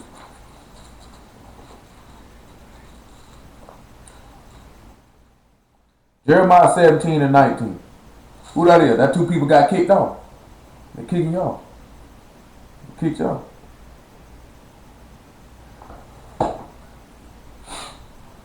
John 17 and 19. Thus saith Yah to me, go stand in the gate of the children of thy people, whereby the kings of the king of Judah come in, and by the way which they go out, and all the gates of Jerusalem. So what gate that is the king of Judah will come in at? What gate that is? Which gate would it be? Yeah, it'd be the north gate. And they said unto them, hear ye the word of Yah, ye kings of Judah, and all the inhabitants of Jerusalem, enter in by these gates. Thus saith Yah, take heed to yourselves, bear no burden on the Sabbath day, nor bring it in by the gates of Jerusalem. Neither carry forth a burden out of your houses on the Sabbath day, neither do ye any work, but hallow the Sabbath day, as I commanded your fathers. But they obeyed not, neither inclined their ear, but made their neck stiff, that they might not hear, nor receive instruction. And it shall come to pass, if you will diligently hearken unto me, saith Yah, to bring in no burden through the gates of this city on the Sabbath day, but hallow the Sabbath day, to do no work therein. Then shall there enter in the gates of this city kings and princes, sitting upon the throne of David, riding in on chariots and on horses, and their princes, and the men of Judah, and inhabitants of Jerusalem, and this city shall remain forever. And they shall come from the cities of Judah, and from the places about Jerusalem, and from the land of Benjamin, and from the plain, and from the mountains, and from the south, bringing burnt offerings and sacrifices, and meat offerings and incense, bringing sacrifices of praise unto the house of Yah. But if you will not hearken unto me to hallow the Sabbath day, and not to bear a burden, even entering in at the gates of Jerusalem on the Sabbath day, then will I kindle a fire in the gates thereof, it shall devour the palaces of Jerusalem, and it shall not be quenched. We're going to look at two things. Ain't that rough that all he told these niggas to do was keep the Sabbath and they couldn't even do that? Ain't that rough? He told them, all you got to do is keep the Sabbath, and these niggas couldn't do that. And that's how you sit back and look at, he telling you don't bring no burden. I mean, you got no business talking about let's sit around and play no Uno. I want to internet surf. I want to go play basketball. I want to go lift weights. I want to watch TV. I want to go to the movies. I want to play video games. You got Hebrews do all that stuff on the Sabbath. Go to work. We in captivity, brother. You know what I'm saying? Oh, here go the favorite one. A man that don't take care of his own household is an infidel. So I guess I got a sin then. But I want you to look at something he said. He said, take heed to yourselves and don't bring no burden on the Sabbath. He say, set apart that Sabbath. Obey, he say, and it'll come to pass if you do this, you'll dwell in this city forever with kings and with princes. If you would just do that. Let's see what the Lord said in Matthew chapter 11. Because some of y'all still bringing burdens in on the Sabbath. We done talked about this before. We're going to be telling you again. It's all going back to you not resting. You still doing what you want to do. And you screaming you innocent. He said you live, nigga. But you dead. Verse 28 of Matthew chapter 11. And come unto me, all ye that labor and are heavy laden, and I will give you rest. Take my yoke upon you, and learn of me. For I'm meek and lowly in heart, and you shall find rest unto your souls. For my yoke is easy, and my burden is light. 1 John chapter 5, verse 1. So when he say hollow, that's to sanctify something. Maybe we'll look at 1 Thessalonians chapter 5, or chapter 4 too. So that means you need to sanctify Yahshua in your heart, in your home, in your gate. Whosoever believe that Yahshua is the Messiah is born of God, and everyone that love him that begat love him also that is begotten of him. By this we know that we love the children of God when we love God and keep his commandments. For this is the love of God, that we keep his commandments. His commandments are not grievous. This is not a heavy burden. The reason why it's a heavy burden, see, some of y'all look at, well, I'm doing this over here and doing this over there, but you still ain't got rid of all this other stuff you carrying. Mark chapter 7 and verse 20, so we can look at some of this stuff you're carrying. That's why you sit back and look at Hebrews chapter 12, he say, man, let us put aside the weight and the sin that do easily beset us. This stuff holding you back. You carrying too much weight. You got too many bags in your hand. And you don't want to set none of them down. But steady want to scream you innocent. Mark 7 and 20. And he said, that which come out of the man, that defile the man. From within, out of the heart of men, proceed evil thoughts, adulteries, fornications, murders, thefts, covetousness, wickedness, deceit, lasciviousness, an evil eye, blasphemy, pride, foolishness. All these evil things come from within and defile the man.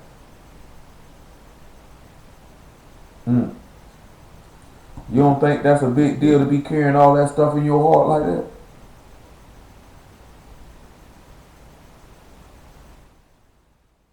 Carrying all that stuff in your heart.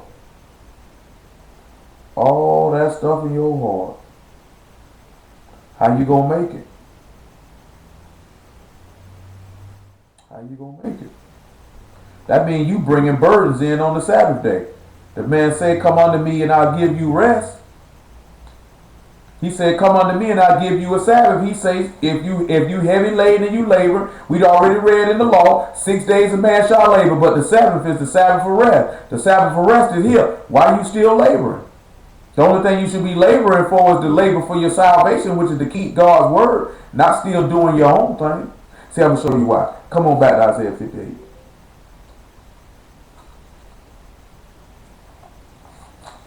58.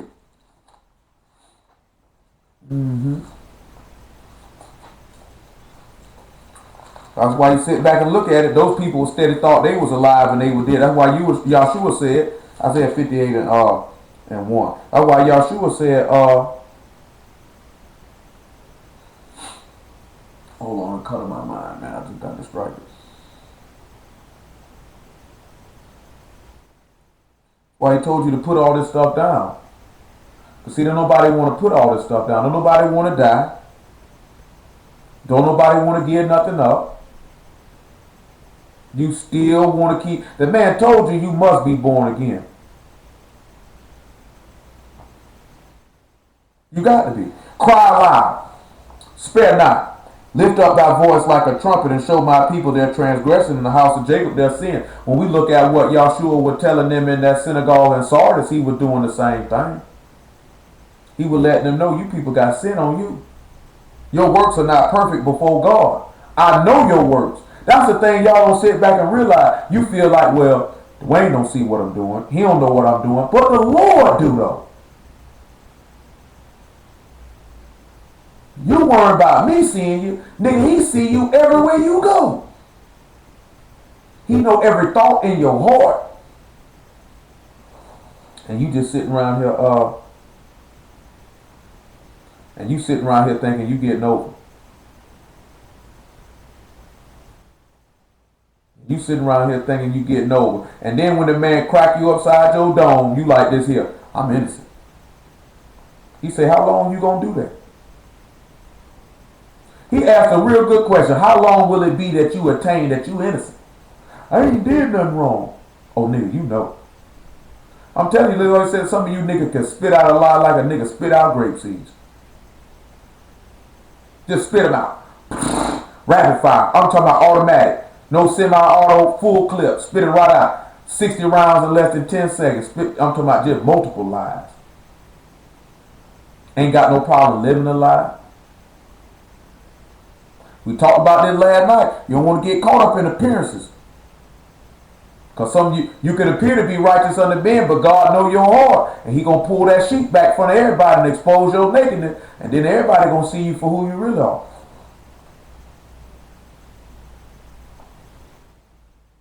Yet they seek me daily, and delight to know my ways as a nation that did righteousness, and forsook not the ordinance of their God. They ask of me the ordinances of justice. They take delight in approaching to God.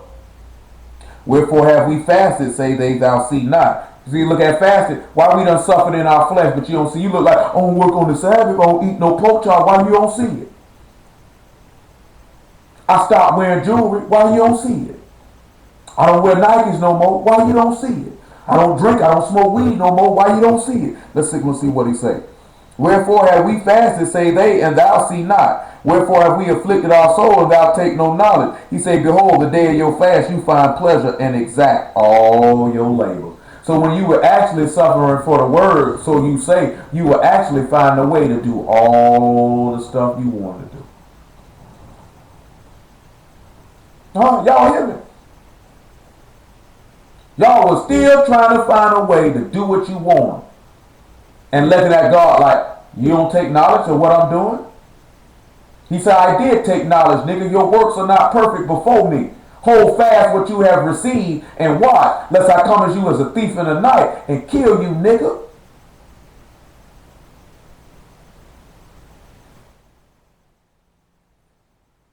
Behold, you fast for strife and debate, and to smite with the fist of wickedness.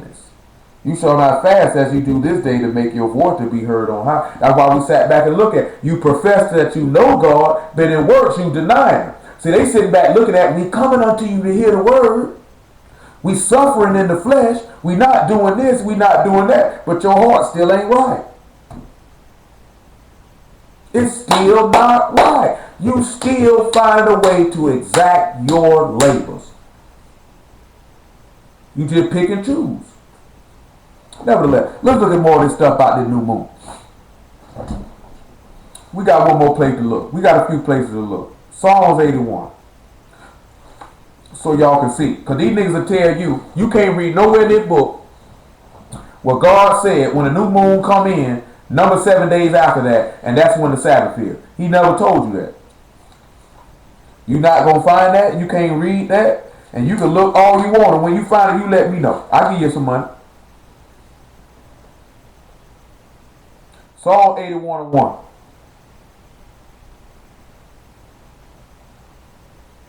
Sing aloud unto God our strength. Make a joyful noise unto the God of Jacob. Take a psalm and bring hither the timbrel, the pleasant harp with the psaltery. Blow up the trumpet in the new moon, in the time appointed on our solemn feast day. For this was a statute for Israel and the law of the God of Jacob. What feast day is they talking about right here? Memorial blowing the trumpet. That's the first day of the 7th month. And also we seen in the law that you got to blow the trumpet on the new moon anyway, right? So where you get keeping the Sabbath out of that?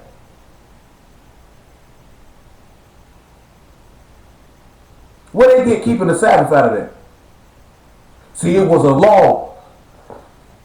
Go ahead.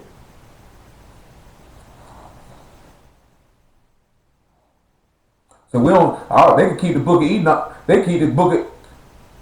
Yeah, we don't. No, I know. That's Brother Tony. You all right, Brother Tony? Because that's probably where they get it from. They can take that book of Enoch and flush it down the toilet. Because the book of Enoch say them angels taught women how to make makeup and men to make war tools. We can't read that nowhere in the Word.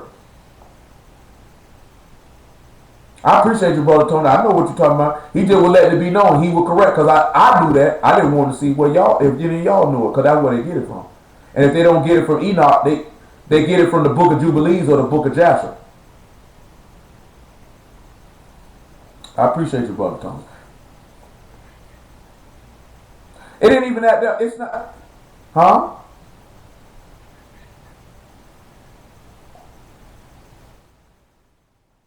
What we have to do, this is how you authenticate another book. Nobody likes to do this. Nobody likes to tell people that it's not that difficult. You go through the book.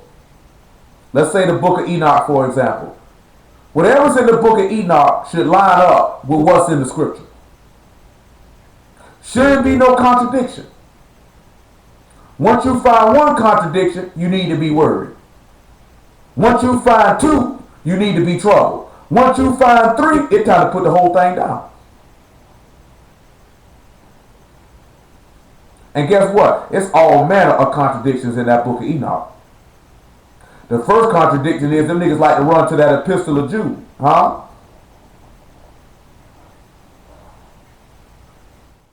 Yeah, but we already looked at what the giant wore. It wasn't nothing but a 7 to 9 foot tall man.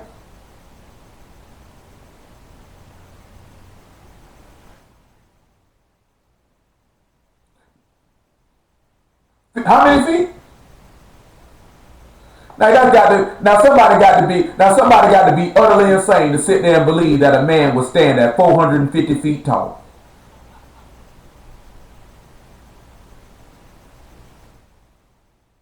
$200 men that stood at 450 feet tall. Do y'all really realize how tall that is?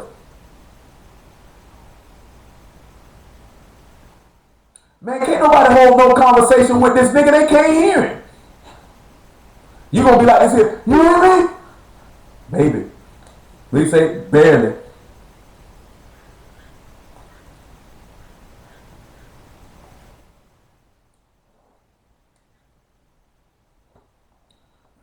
I'm gonna tell y'all something. We'll just leave that alone. Hey, guess what, Chelsea? You ain't the only person who thought it was right because you didn't know no better. Because the first thing when you come into this thing, this how the Hebrew nigga get you. See, they ain't gave us all our books. They ain't gave us all our books. So you going into this mentally thinking that these books are authentic. See, they love to scream. See, that's the book of Enoch that Jude mentioned. All Jude said is the Enoch, the 7 from Adam, prophesied.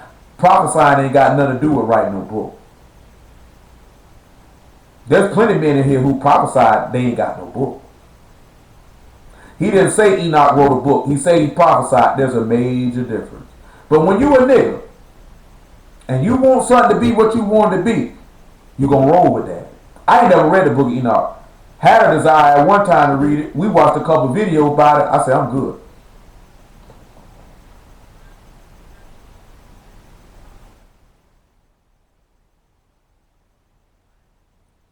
Man, you can look at, I'm going to tell you something. I'm going to tell y'all something. It's the same thing with the Apocrypha. I had one. It's stuff in that Apocrypha that contradict the scriptures.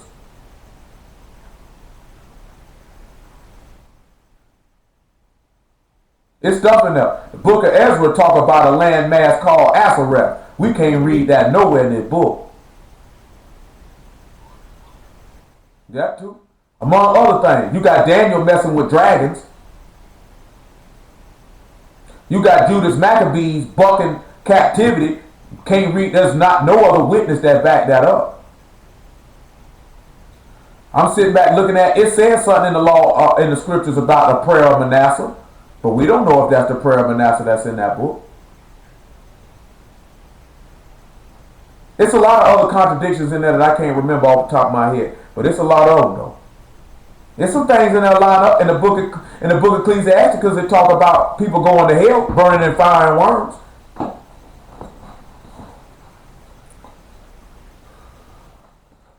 So do. Ain't nothing contradicting here. So let's look at verse 5 in Psalms 81 and let's really get some understanding. Listen what he says. This he ordained in Joseph for a testimony, when he went out through the land of Egypt, where I heard a language that I understood not. You heard what he said? Did they blow trumpets before Joseph? Let's just see if they did. Let's look at Genesis 41. Let's see if they blew any trumpet before Joseph. Because he said this was a testimony of Joseph.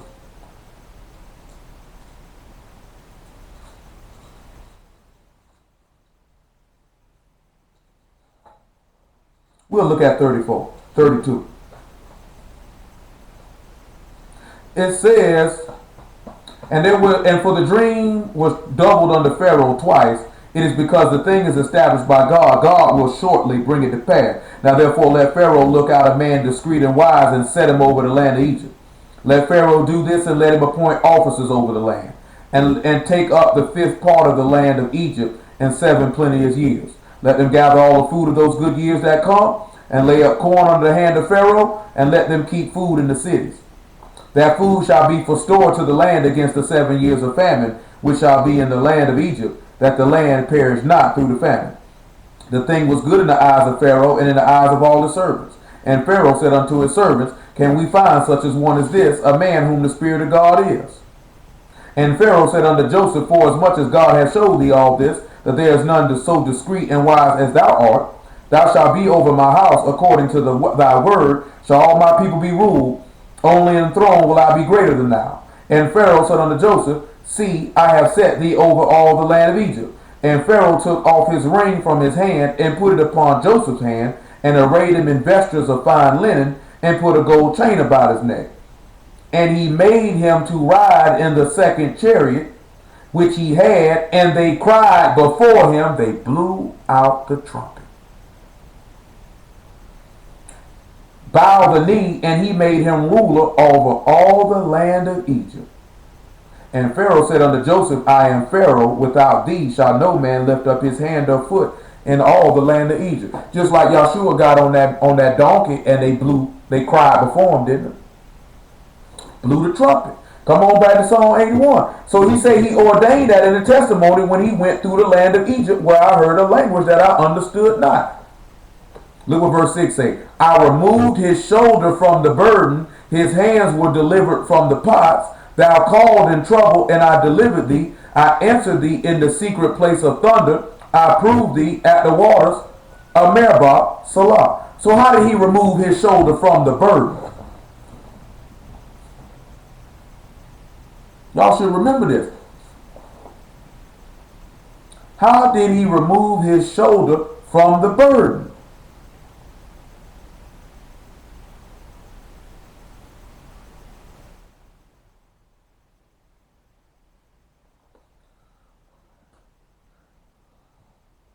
He tied 2 burdens. When this man rose from the dead, he took the burden from off. Remember, he bared the cross on his shoulder. You look at Joseph, he bared the burden of all Egypt that the people might be fed, that they might be saved. He had that burden on his shoulder, right? He just set him over the whole land. He the one that had to give everybody the food. Well, basically, everybody had to come get corn from Joseph. Everybody got to come get the word from Yahshua. We done dealt with that in time past, haven't we? So that burden was on Joseph's shoulder. He said, I took it off of him. You got to sit back and look at it, how that burden was on his shoulder. Then Joseph go to jail, and he didn't do nothing wrong. And he took that burden off his shoulder, and he set him up over the whole land. And when they did that, they blew a trumpet before him. So how they get to keeping the Sabbath out the new moon on this? But hold on, we got another place. Isaiah chapter 66.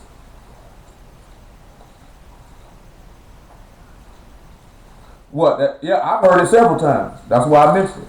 They'll run to that verse right there and see the Sabbath supposed to be kept right here. He ain't say nothing about no Sabbath in there. Why Leviticus 23, when he declared when his Sabbath was and they were feasts, why didn't he make mention of the new moon once? Not one time.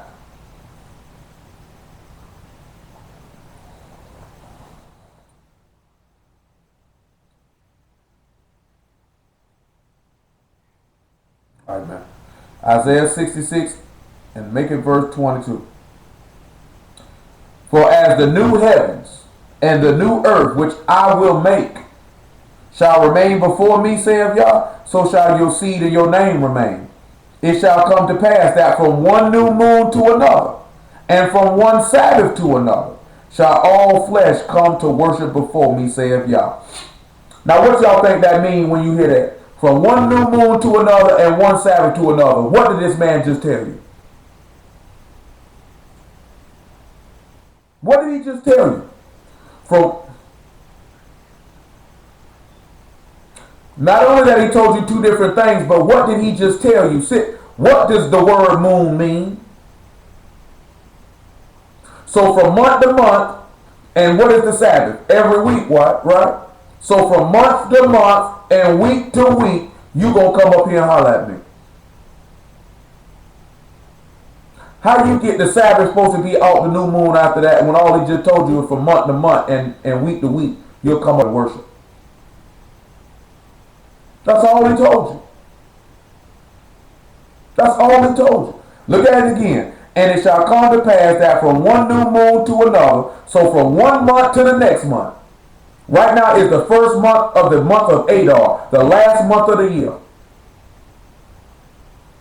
So guess what that means? When Adar in and Nisan or Abib come in, then we'll have to come up again for another new moon because it'll be a new month now, wouldn't it? Then he say from Sabbath, that's Isaiah 66 and 23. So then we sit back and we look at what else? Sabbath to Sabbath. Lord permit we live to see tomorrow night. The Sabbath gonna be in effect. Of course, our brother Tony, it'll be when we the Sabbath come in for us, the night portion of it would have already ended for him. See, I was talking with the brother Trav about this earlier, because you got a lot of brothers, they be like, they don't acknowledge the moon till they see it in Jerusalem. As if the moon they looking at in Jerusalem is different from the moon you looking at over here, you dummy. It's just daytime over there and it's nighttime over here, you idiot. When the new moon come out over there, they see the moon in Jerusalem, it's nighttime over there. So when it's nighttime over there, it's daytime over here. So that same moon that they saw and when it was nighttime there, when it's nighttime here, then it's daytime there. So the same moon they saw is the same moon we gonna see. These niggas make it see. I just seen a dude say, which new moon you go by? The one they see in Jerusalem? It's the same moon, nigga. Brother Tony, I'm gonna ask you a question if you can hear me. Don't the moon look the same to you every time you see it? Wouldn't you wager the moon the same over here in the western hemisphere as it is over there in the eastern hemisphere where you reside? I know that's what I'm talking. Hey, and I would believe so too. I would believe so too, but you got dudes that actually think the moon in Jerusalem is going to be different from the moon we see.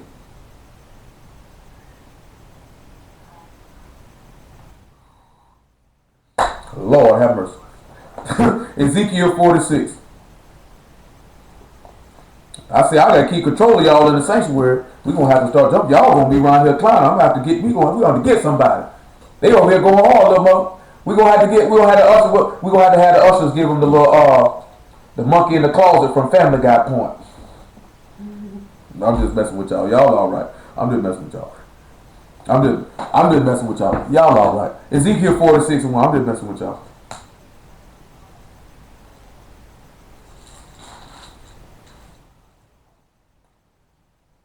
Now listen to what he say again, because I want y'all to hear me now. Listen to what they say again, because this is another place that they go to now.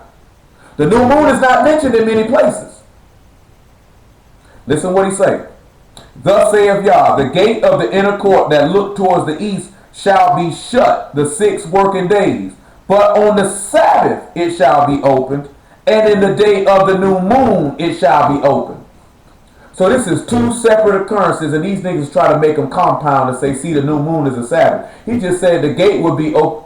That's Ezekiel 46:1. He just said that on the Sabbath the gate would be open. And don't you notice he mentioned the Sabbath first?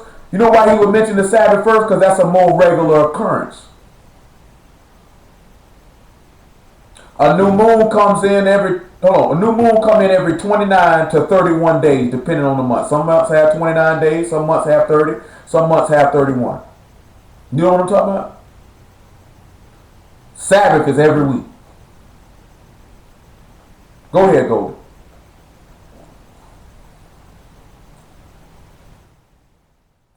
Yeah, they ain't even drop out of there. Now let's sit back and listen to what he say again. Let's listen now. And the prince shall enter by the way of the porch of the gate without, and shall stand by the post of the gate. And the priest shall prepare his burnt offerings and his peace offerings. He shall worship at the threshold of the gate. He shall go forth, but the gate shall not be shut until the evening. So who is the prince? And who are the priests? Not just the disciples, all those who are joined with him. Always remember, because he said by his blood he made you kings and priests, by Revelation 1 and Revelation 5. Always remember Isaiah 61 told you that you will be called the priests and the ministers of your God. Remember we read last night in Revelation 20, those that come up on the first resurrection will be priests. Remember John 17, he prayed not only for his apostles to be made perfect in one, but everyone who would believe on him through their word. So that brought in all of us. He said, praise the Lord indeed. Likewise, the people of the land, listen what he said. Likewise, the people of the land shall worship at the door of this gate before Yah in the Sabbaths and in the new moons. So is this 2 separate things or one thing? We already read in the law when the trumpet is blown, that's when the people are supposed to gather. You know the trumpet is supposed to be blown in the new moon. And the burnt offerings that the prince shall offer unto Yah in the Sabbath day shall be 6 lambs without blemish and a ram without blemish. And the meat offering shall be an ephah for a ram, and the meat offering for the lamb shall be as he be able to give, and a hin of oil to an ephah. This is what he said. And in the day of the new moon, because guess what? What came first, the new moon or the Sabbath? Let's look and see. Hold what you got. Genesis chapter 2, verse 1. Let's just see what came first, the new moon or the Sabbath.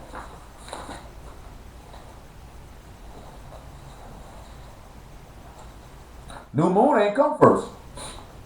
New moon ain't come first. He said he made the moon 2 greater lights to rule the day, and the third day, he didn't say nothing about no new moon though. He hadn't given no calendar of when months started. He hadn't did that yet. He hadn't gave that to nobody. Genesis chapter 2, verse 1. Thus the heavens and earth were finished, and all the host of them. And on the 7th day God ended his work which he had made, and he rested on the 7th day from all his work which he had made. And God blessed the 7th day and sanctified it, because that in it he had rested from all the work which God created and made. Now new moon means a new month or new beginnings, right? Before we were made new, that man had to die first.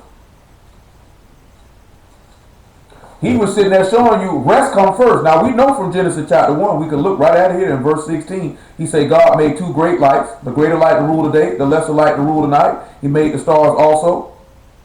God set them in the firmament of heaven to give light upon the earth and to rule over the day and rule over the night, to divide the light from darkness, and God saw that it was good.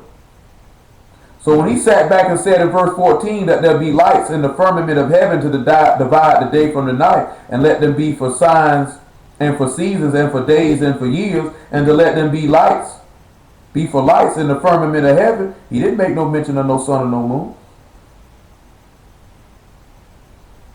He just said he set lights up there. And that's what he said. Does it say, do you read the word moon anywhere now?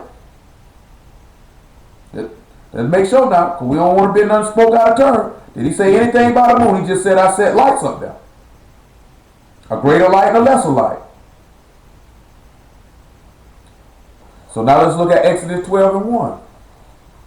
This is the first time a new moon is ever mentioned.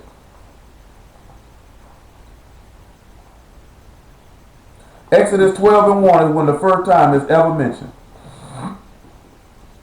And Yah spake unto Moses and Aaron in the land of Egypt, saying, This month shall be unto you the beginning of months. It shall be the first month of the year to you. This is the first time when they actually know when their months began. That's the first time. When we read Numbers 10, he told them about the new moon, that you blow that trumpet in the new moon. Because they had already been told this when your months begin. See, before you can get rest, a new moon is a new month or a newness of life, as we're going to see. Let's look at Romans 6. Before we even look at Romans 6, let's come back to Ezekiel 46. We're finna get ready to get out of here. So we look at Ezekiel 46. Because you notice he mentioning the Sabbath before the new moon. Then in Isaiah, it makes sense that he say from month to month and week to week. You know what I'm talking about? But now when he talking about these offerings, he keep mentioning the Sabbath first. Then the new moon. Verse 6 of Ezekiel 46. And in the day of the new moon it shall be a young bullock without blemish, and 6 lambs and a ram, they shall be without blemish. He shall prepare a meat offering and an ephah for a bullock, and an ephah for a ram, and for the lambs according as his hand shall attain unto, and a hin of oil to an ephah. And when the prince shall enter, he shall go in by the way of the porch of that gate, and he shall go forth by the way thereof. And the people of the land shall come before Yah in the solemn feast. He that enter in by the way of the north gate to worship shall go out by the way of the south gate. And he that enter in by the way of the south gate shall go forth by the way of the north gate. He shall not return by the way of the gate whereby he came, but he shall go forth over against it. And the prince in the midst of them, when they shall go in, when they go in, shall go in, and when they go forth, shall go forth. Why is that important about the prince in the midst? When he go in, they go in, and when they go out, he go out. Read it, listen to it again. And the prince in the midst of them, when they go in, shall go in, and when they go forth, shall go forth. Because that's what he said, I'll lead you in and bring you out, right? We already know from Zephaniah that just Yah is in the midst. It would make sense that Yahshua will be right in the midst. Let's look at John chapter 10.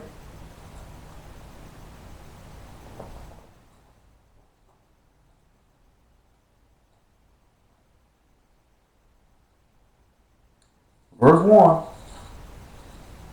And then we'll look at Numbers 27. Truly, truly, I say unto you, he that enter not by the door into the sheepfold, but climb up some other way, the same is a thief and a robber. But he that enter in by the door is the shepherd of the sheep. You just heard him coming in by the door.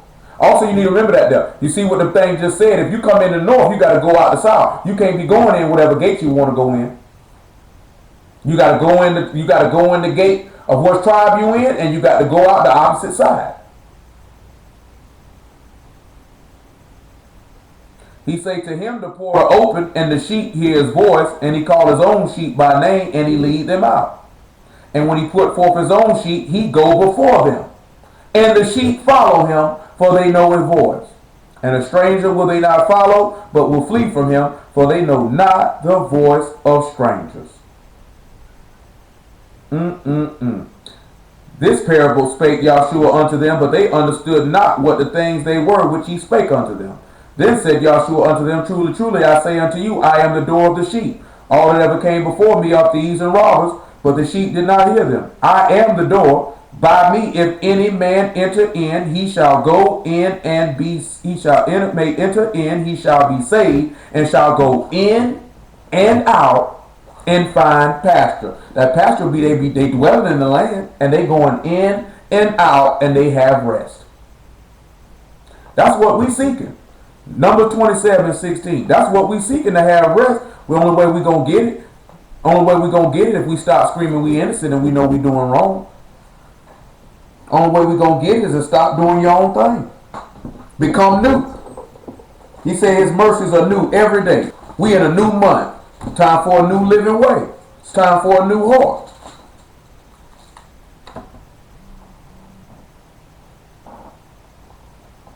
Oh, I'm sorry. I ain't even know this woman text me, man. That's what it's time for.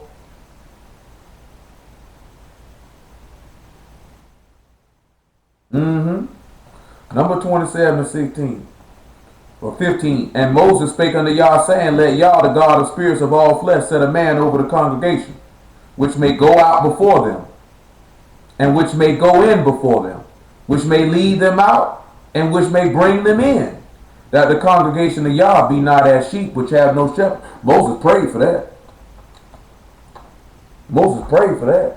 He said, get somebody to bring them in and lead them out. Thank the Lord for Yahshua, because he gave us that. See, that was Joshua's son of Nun. Joshua's son of Nun ain't lead us in and he ain't bring us out. Niggas say anything when you stupid. Nigga will say anything when they stupid. You know what I'm saying? I'm telling you, you know what a nigga is? A nigga is an ignorant, low down, dirty individual. Got excuses, do any and everything that they want to do. 1 Samuel chapter 20. We done looked at this in time past, but we're going to look at it again. And then we're going to get on out of here. Thank the Lord. Y'all all right? Everybody cool? Well, praise the Lord. So let's see what he says. And David fled from Nahath and Ramah and came and said before Jonathan, what have I done? And what is my iniquity? What is my sin before thy father that he seek my life? And you sit back and look at it, I think Yahshua said, but that's what they want to know. What did he do? What is his sin? Pilate asked him, what did he do? He said unto him, God forbid, thou shalt not die. Behold, my father will do nothing, either great or small, but that he will show it me. Why should my father hide this thing from me? It is not so. And David swore moreover, and said, thy father certainly know that I have found grace in thine eyes. And he said, let not Jonathan know this, lest he be grieved. But truly as Yah live, and as thy soul live, there's a step between me and death. Then said Jonathan unto David, whatsoever thy soul desire, I will even do it for thee.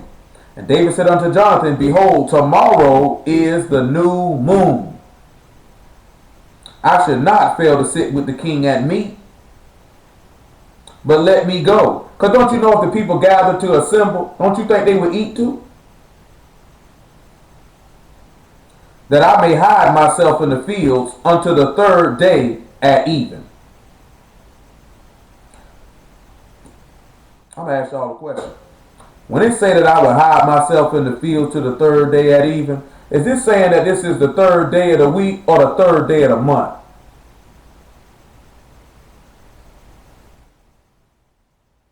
Anybody? Anybody else? Anybody else want to take a crack at it? Is this the third day of the week or the third day of the month?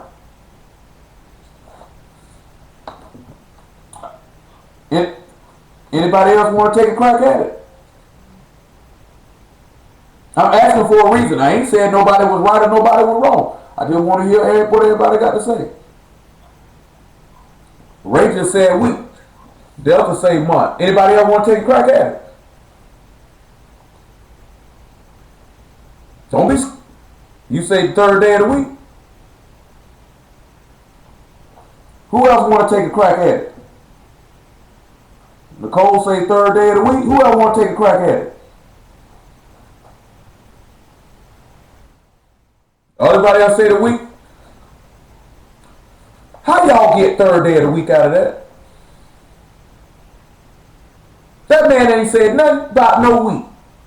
He said a new moon coming, and I'm a hide on the third day at even, which would be the third day of the month. If the new moon the first day of the month, and he said I'm a hide to the third day at even, where you get the third day of the week from? The reason why I mentioned this and I asked, because I just want to hear, it ain't to mess with nobody, because I know some of y'all didn't know, some of y'all weren't too confident in your answer.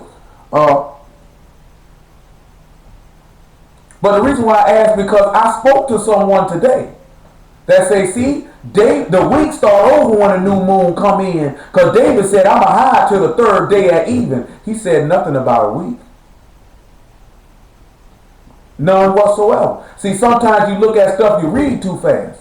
That's why some of y'all got third day of the week out of that. Your key in that whole passage was the new moon is tomorrow. So that means they knew the last day of the month was in.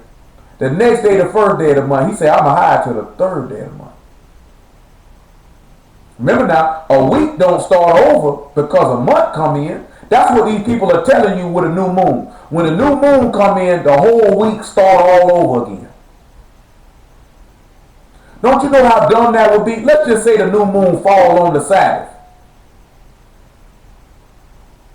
But see, they say the new moon will never fall on the Sabbath because the Sabbath will be on the 29th of the month. But what you going to do in months with us 30 days or 31 days?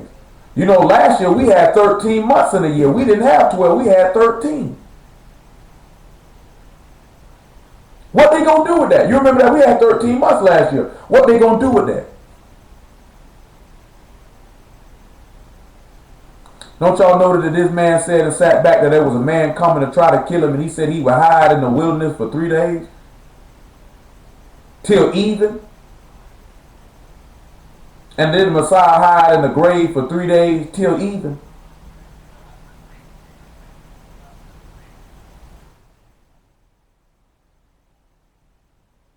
So you look at verse 6. If thy father at all miss me, then say David earnestly asked leave of me that he might run to Bethlehem, his city.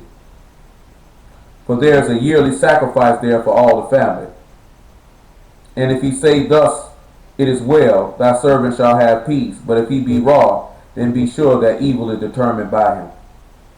Therefore thou shalt have deal kindly with thy servant, for thou hast brought thy servant into a covenant of Yah with thee. Notwithstanding, if there be in me iniquity, slay me thyself. For why should thou bring me to thy father? You know, that's some strong thing right there. David say, Jonathan, if it be some sin in me, how about you kill me? How about you do it? You know what I'm saying? Same thing with Yahshua told them people, which one of you convinced me of a sin? And if I tell you the truth, why you seek to kill me? If it be some sin in me, how about you kill me then? Romans chapter 6, verse 1.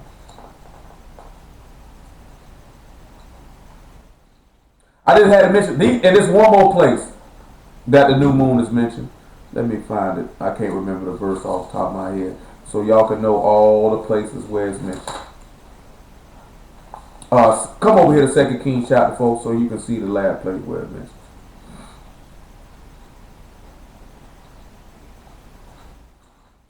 Find the verse that I want. 2 Kings chapter 4, verse 20.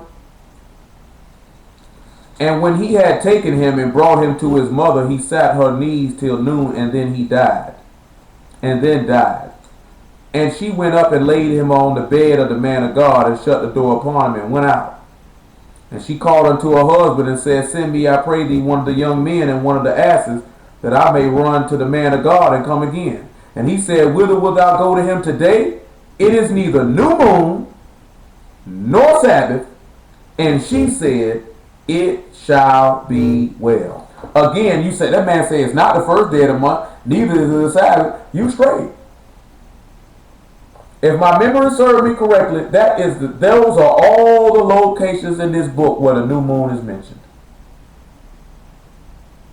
It's not mentioned in a lot of places. You get anywhere where he's telling you to keep the Sabbath based off a new moon out of this? Romans chapter 6 now.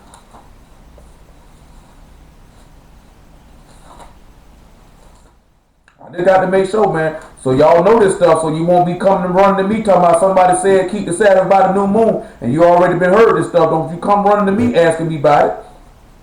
And we done already showed it to you.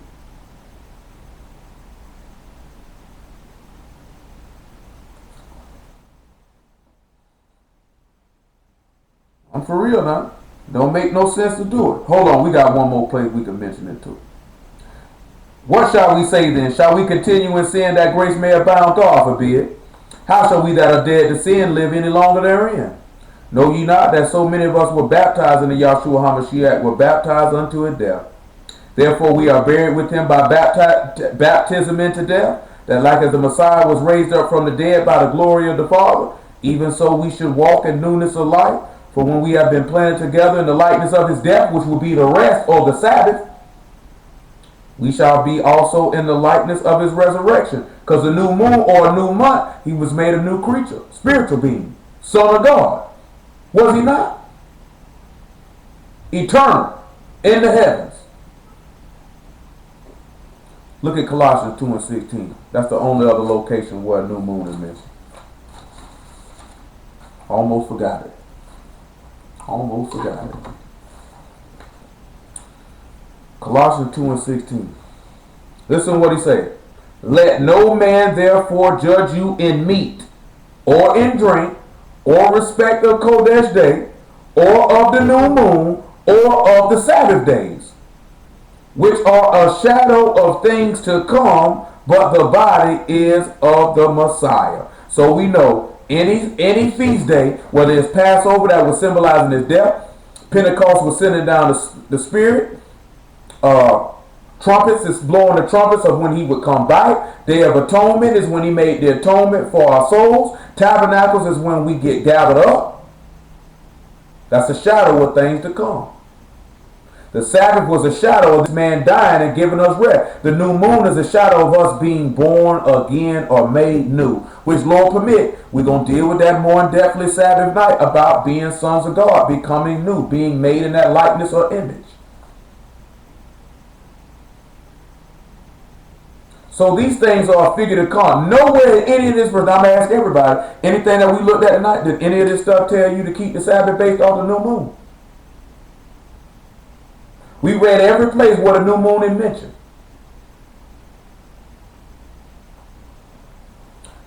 Matthew 5:17. I just got to make it clear. So ain't nobody going to come to me talking about, should we keep no Sabbath by no new moon? Or you come tell me you considering it. I'm going to consider to tell you to get from around here.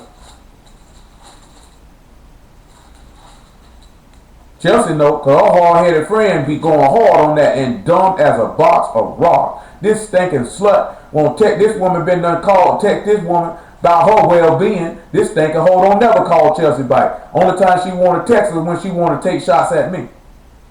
I say, woman, you got a superior problem with God, and you don't even know me to be upset with me. He a false prophet. I'm going to expose him. Yo, I know she don't after that. I know she did after that. She ain't going to do it. Told Chelsea, you don't think for yourself. How many times have I ever told y'all, just take my word for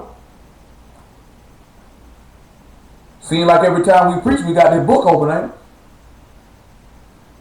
I don't know, man. I guess my doctrine mine then. I don't know. Think not that I come to destroy the law or the prophets. I am not come to destroy, but to fulfill. For truly I say unto you, till heaven and earth pass, one jot or one tittle shall no wise pass from the law till all be fulfilled. Whosoever therefore shall break one of these least commandments and shall teach men so, he shall be called the least in the kingdom of heaven. But whosoever shall do and teach them, the same shall be called great in the kingdom of heaven. For I say unto you, that except your righteousness shall exceed the righteousness of the scribes and Pharisees, ye shall in no case enter into the kingdom of heaven. Hallelujah for Yahshua. Y'all understood all this stuff this evening?